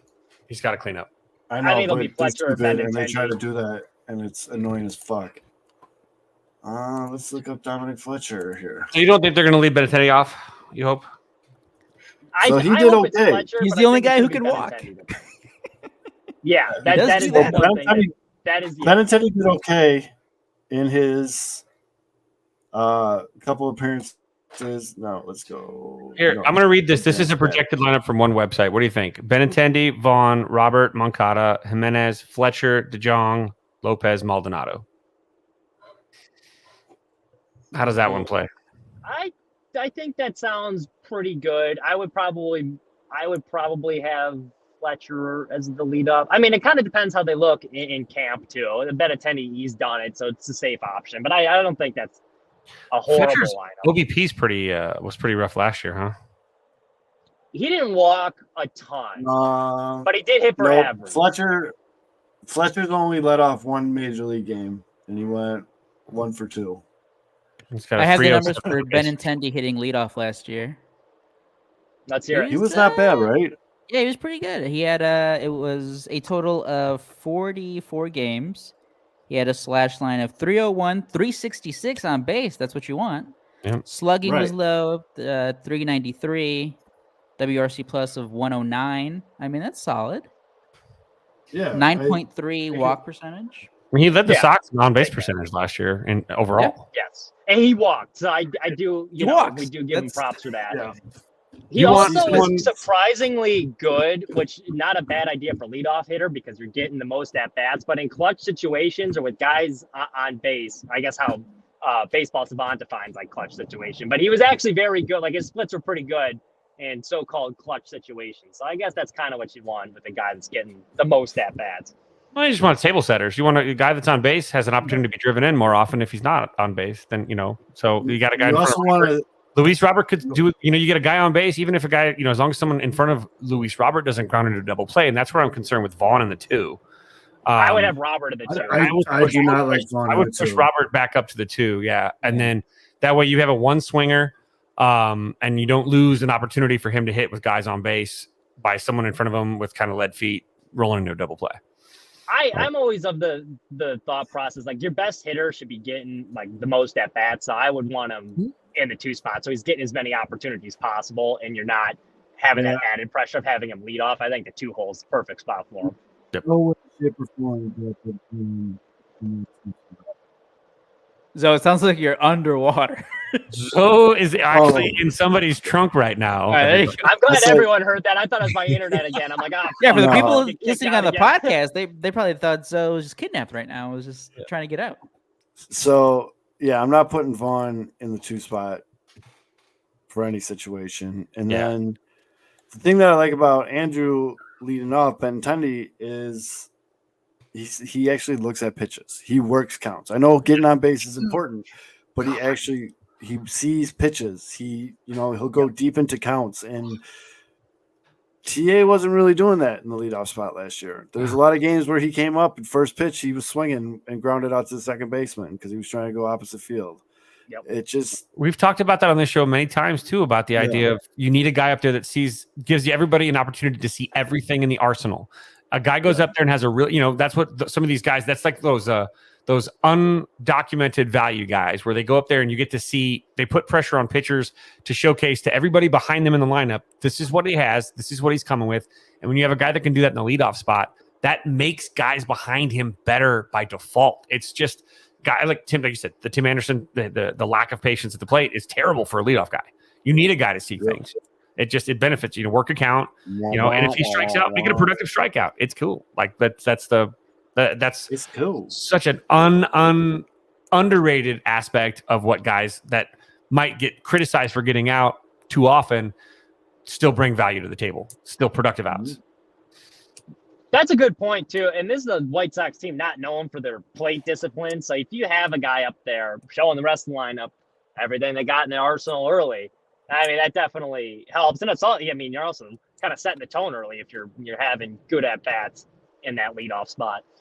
I keep thinking about this. I think I want Moncada batting second and Robert batting third. I would be fine with that as well, especially if you got a 2019 Moncada. I'd sign me up. Which I think we're getting. And I think it's nice to have a switch hitter in that 2 spot. I'm kind of in my head right now. I'm going Benintendi, Moncada, Robert, Eloy. 1 through 4. Moncada, Robert. Yeah, I can see it. Yeah, I don't hate that. I was looking at Luis Robert's career splits. He does he does a lot better like after the 3. Like his best numbers are like out of the 4, 5, 6. Like obviously you're not going to bet him 5th or 6th. I mean, you could put him at the 4. Yeah, that's 4. fine if he really needs to be there. That's not a big sample size, yeah. Though. No, that was also, although though you have to look at it like when he was down there, he had a lot more lineup protection. Brady was still on the team. Like he's been moving up ever since these guys have been traded away. So he kind of lost. I mean, last year he had no lineup protection. And this is going to be the year for him to basically make that jump if you want to be an MLB superstar. Yep. Yeah. You did it once. So, let's see if you can do it again. Everybody's watching now. They know who he is. He's no longer like just kind of that guy that may or may not be pretty exciting. People saw him in the All-Star game. They got to see him in the home run derby. They know he's someone to keep an eye on now. And so you hit 38 home runs. That happens, right? Mm-hmm.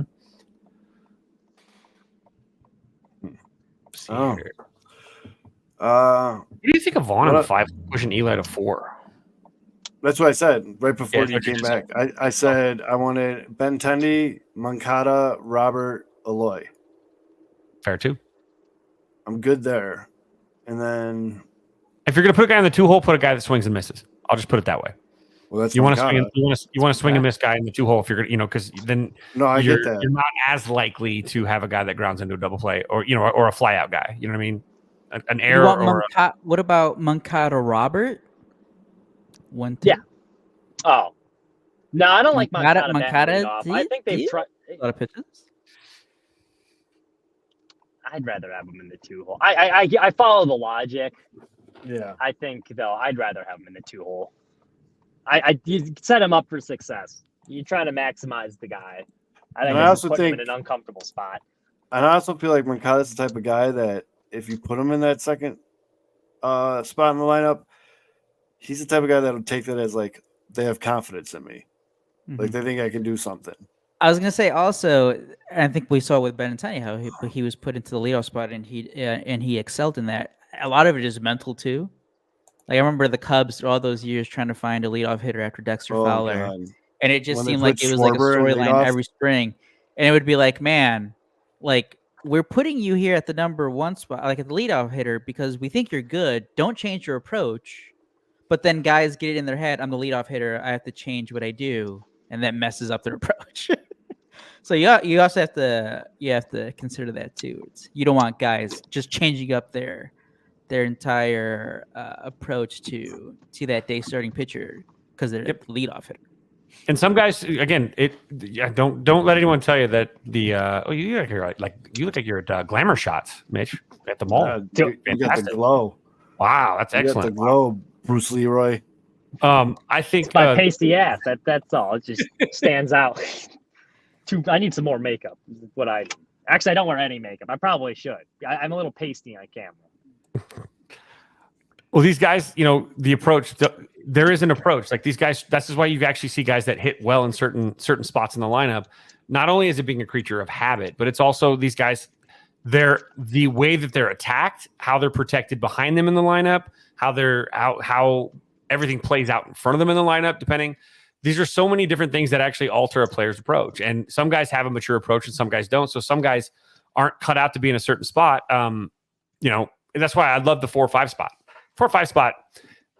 Be that guy that comes out of your shoe every freaking time. That's your job. Just come out of your shoes. 4 or 5. That's it. The 3, you've got to have a 3 that's obviously a well-refined bat that can do everything possible. The swordsman of your lineup, right? The guy that can hit the ball on the ground, that can put it out of the ballpark, that can put it in play. That's going to turn up for you in the most important situations. But then you drop down to that second leadoff, like for example, 9-hole. The 8-hole probably to me is the least important part of the lineup that you have. So you've got that 6, 7, and then you get to that 8. So it's just when you get these guys that are thrown in these situations, this is why you see guys that struggle in the leadoff spot, which is weird because like Kyle Schwarber, you put him in the leadoff spot, he's not too bad. Like he's actually kind of good there. But then you put him in it took him a while though. But you put him in the 4th spot. He was the guy who like got it into his head. It's like, wait, I'm the leadoff hitter now. I need to change things. Like, no, dude, you're good at what you do. You're great at being patient.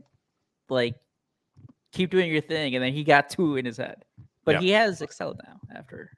And that's what happens when you get split into a spot, right? You're trying to play a role. Every spot in the lineup does have a role to play in the lineup.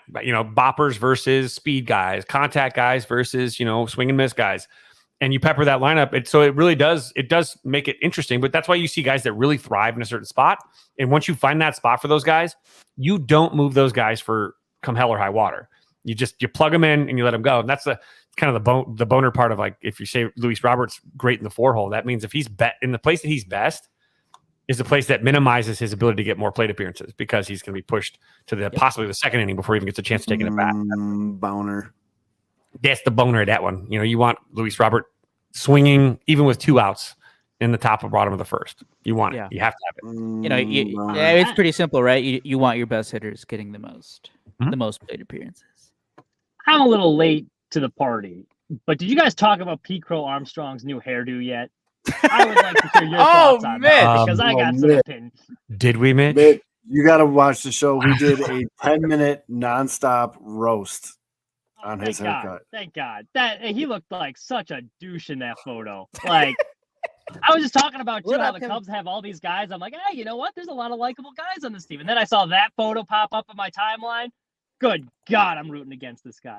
I don't like it. When Mitch, you who does he remind you of? Who does he remind you of, Mitch? Put it back up and let Mitch just spitball here. We gotta let him spitball a little bit. Who is Pete Armstrong to you? Pete Crow Armstrong. What does he look like to you? That looks like if Eminem was bullied in high school and didn't become a rapper, and then he was trying to be cool in his like early 20s. That's who that kind of reminds me of. He looks like he's from 2 Mile. Yeah. He looks like he got like a real high pitched laugh. Mile. Like he got a real like type laugh. Yeah, I don't like it. He looks like the guy that smokes weed out of a can with holes in it. Oh, he's huffing paint. He's not smoking no weed. Hey, that's how Dayman was written. That guy has definitely bought a pack of cigarettes using all change. Who would you rather see outside a gas station? Tim Hill or Pete Crow Armstrong? Looking like that. At least Tim Hill. Tim Hill went to rehab. Wow. One of them looks like he sells the meth. The other one looks like he does the meth. Yeah. Tim Hill's gone through full recovery now. Remember, he's cleaned up. Yeah, his White Sox pitchers changed. He's a changed man. Getz is running a tight regime. Yeah, that's right. Yeah. He's got to be fast. PCA's machine gun Kelly's younger brother, Water Pistol. Water Pistol Armstrong. All right, here we go. Cubs question. Opening day, who's the starting third baseman? We'll see. We got to see Morel pick it. He's got Matt Chapman. He's got to show he can pick it, and if he earns it, we've talked about it this week. He gets first dibs. He should, and he earned first dibs. He's earned it, and if he shows that he can do it, do it. If he plays average third base, I'm okay. But if he's playing below average third base, it ain't gonna work. But if he could just play average baseball at third defensively, give it to him. But there is something to watch. He literally was dog piss in winter ball at third base this year. It's like a 930 fielding percentage, and he played a majority like 160 seconds. Of course, could have been in the eights. But if that's the case, small sample size. Yeah, small sample size, 162 games or innings. Excuse me. So that it's his to lose. To be honest, if he gives it up, he's giving it up because he's not getting the job done. I think it's gonna be. I think at the end of the, like they're gonna. I don't think anyone. The Cubs aren't expecting him to be good again. Like you said, Kevin, it's just like get to average. Mm-hmm. Even a little below average is probably passable. And that, unfortunately, that's because Nick Madrigal just can't stay healthy. That's the biggest part. It's like because he does have the ability to get on these hot streaks where he goes a month and he hits like 320. It's like, hey, yes, this is the player we thought we were gonna get, and then he gets hurt, and it's like, can't count on you. And that's why we're seeing this focus with Morel, and it's just so beneficial for the entire roster if he is able. If he is able to at least play half the time at third base, because it opens up that DH spot for maybe a Canario gets in there. You can rotate, hopefully, if Bellinger signs with the Cubs, you can rotate Bush in there when he's not at first base.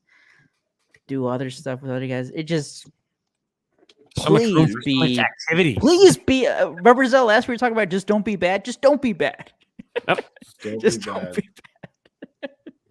Just don't be bad. But he has been bad in the past. That's the thing. He hasn't. We always talk about, Andrew Vaughn. He didn't get any time to develop because he had to play these different positions, so he didn't get to develop as quickly or as well as we thought at the plate. Christopher Morel hasn't played third base regularly 5 years, so it's not like he's been out there, and it's not like he's a complete butcher in the field. He plays good second base, but the Cubs have Nico Horner. They're not going to move Nico Horner. They had Yancey Swanson at shortstop. It's not it's not like a guy who's it's not Eloy Jimenez trying to learn to play to be a fielder.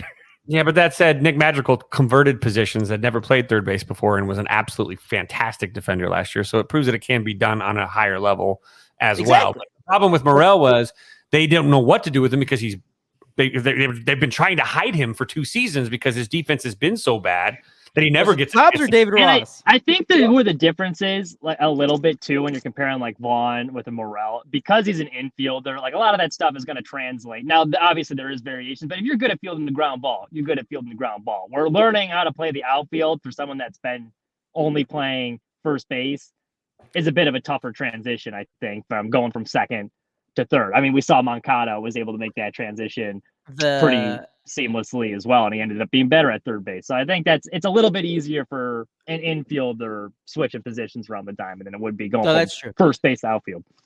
I do think the big issue though it's his throwing. He just has a weird arm angle, and can't really get away with that on long throws from third, especially with the wind. And you got a lot of distance between yourself. The key, that's what Madrigal did though. This is what made Madrigal Nicky 2 crow hops. Yeah, I was going to say he eliminated the distance between himself and first base. He's releasing the baseball 5 steps, 5 or 4 steps off the mound. At that point, that's you do what you do. Did you guys look at that chart I sent about arm strength of shortstops? You know what was funny about that, Zoe? Did you see the names surrounding him? Yes. It was Francisco Lindor, who's seen as a really good shortstop. Dansby Swanson. Nick Ahmed, who I think had the worst throwing arm on that list or on that graphic. Yep. I think he's won a Gold Glove with Arizona during his time in Arizona. So arm strength isn't always anything, as we see with Nick Madrigal. You work on your fundamentals, you get your footwork, whatever works for you. You can be a really good defender. Yeah. Is Jackson Holiday going to be on the opening day roster for the Orioles? What's that timeline? I think if he makes it so they can't do anything, if he forces their hand, he'll be on it. Who's their shortstop right now?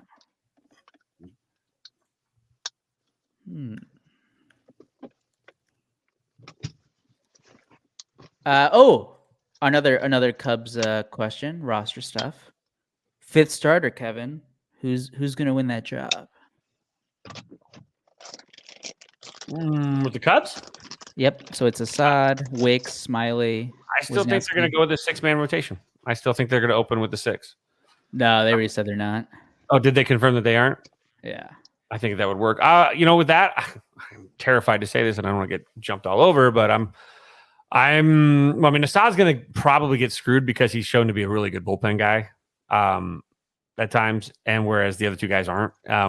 But if it goes on stuff alone, I have this terrible gut feeling that this is that year that the league just finally just hangs back on everything from Kyle Hendricks and just peppers the hell out of him out around the ballpark. I'm so worried because sooner or later it will happen because these guys are so big and strong that eventually when you start losing a little bit of that zip and move, these guys. All you got to do is locate. As long as he can locate his pitches and he's still got the command, the zip on the fastball doesn't mean as much. Now, obviously, he's still in the movement, but if his location's still there, he can still be effective. Teams that good hitting teams just sit back and just use their upper half against him, and they hit well. The Braves. That's what I'm saying. The more the league starts doing that, the more it's going to expose them a little bit, and it's not going to go the opposite direction. So it's only going to get worse from here on out with all those tools. And I'm just scared. I hope not. God, it'd be fantastic to have resurgent Kyle Hendricks this year. Why not? CJ Edwards comes back and makes the team, and then the 2016 vet guys come back and they just push each other and we have like remember the Death Star, remember the 2016 Cubs, remember the World Series, and then so that's my hope. But I think Assad's going to get kind of the shaft at first. I think Council will give Kyle first base unless he gets hurt, or Kyle Hendricks is in the starting rotation. I think it's the 4 guys that are competing for the 5th spot. Is you're talking about Jordan the hip Wick, youth passer. Yeah, the hip youth Drew passer. Smiley, Assad, and then Wisniewski. Those are the 4 guys. Yeah, Smiley out, dude. Assad, dude. I think the hip youth passer is gonna. I think he'll win us. I think he'll earn a 4 in the rotation. To be honest, I think the hip youth passer is, and he's always projected as a 4 or 5. Do you guys think Matt Mervis gets traded? Hopefully, for the kids' sake. dude. I know I was all on the Matt Mervis, and it's similar to what we're seeing with the Bears and Justin Fields, and this disconnect between fans and what the team is actually probably thinking. Mm-hmm.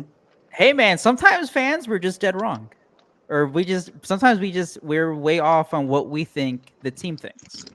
And I think it's pretty obvious. No, that's never. Come on. And I think it's become painfully obvious for Matt Mervis that the Cubs just never really thought he could be an MLB player, because they just signed Dominic Smith to a deal. And whenever I see that, like, the incentives that go up into the millions, like, that makes me believe that the player knows he's going to get a shot to play. So that's like the other lefty backup first base bat. Matt Mervis, man, that was like basically his only shot to make it on the opening day roster heading into the season. Is being that backup lefty bat, or not backup, but like a bench lefty bat, because he does have some power. But how late do you think we could exhale on Jed not pulling some sort of like master trade here? Once he finds out maybe he doesn't get Bellinger, and all of a sudden he still goes, "Hey, Mervis, something else. Here we go, and he makes some sort of switcheroo move around. I think those are tough when you already have the guys in camp.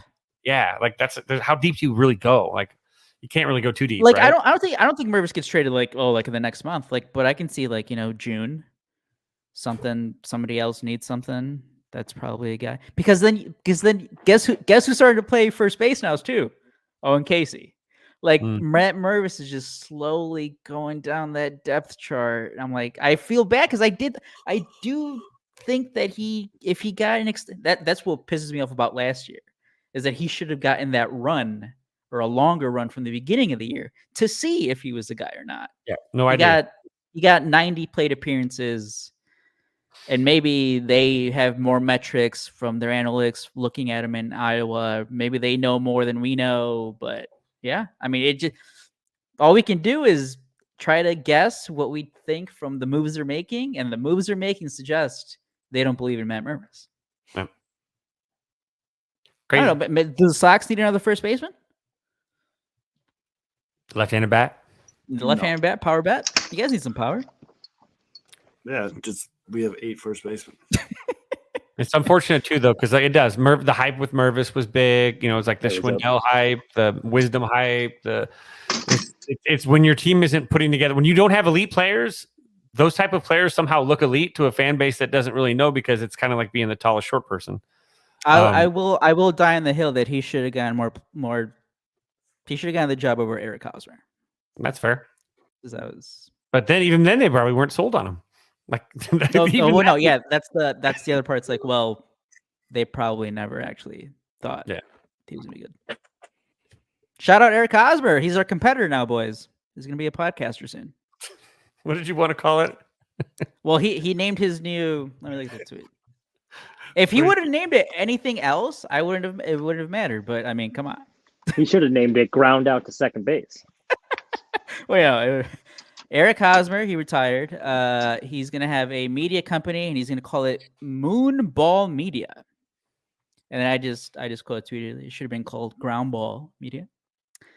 But Cubs legend Eric Hosmer.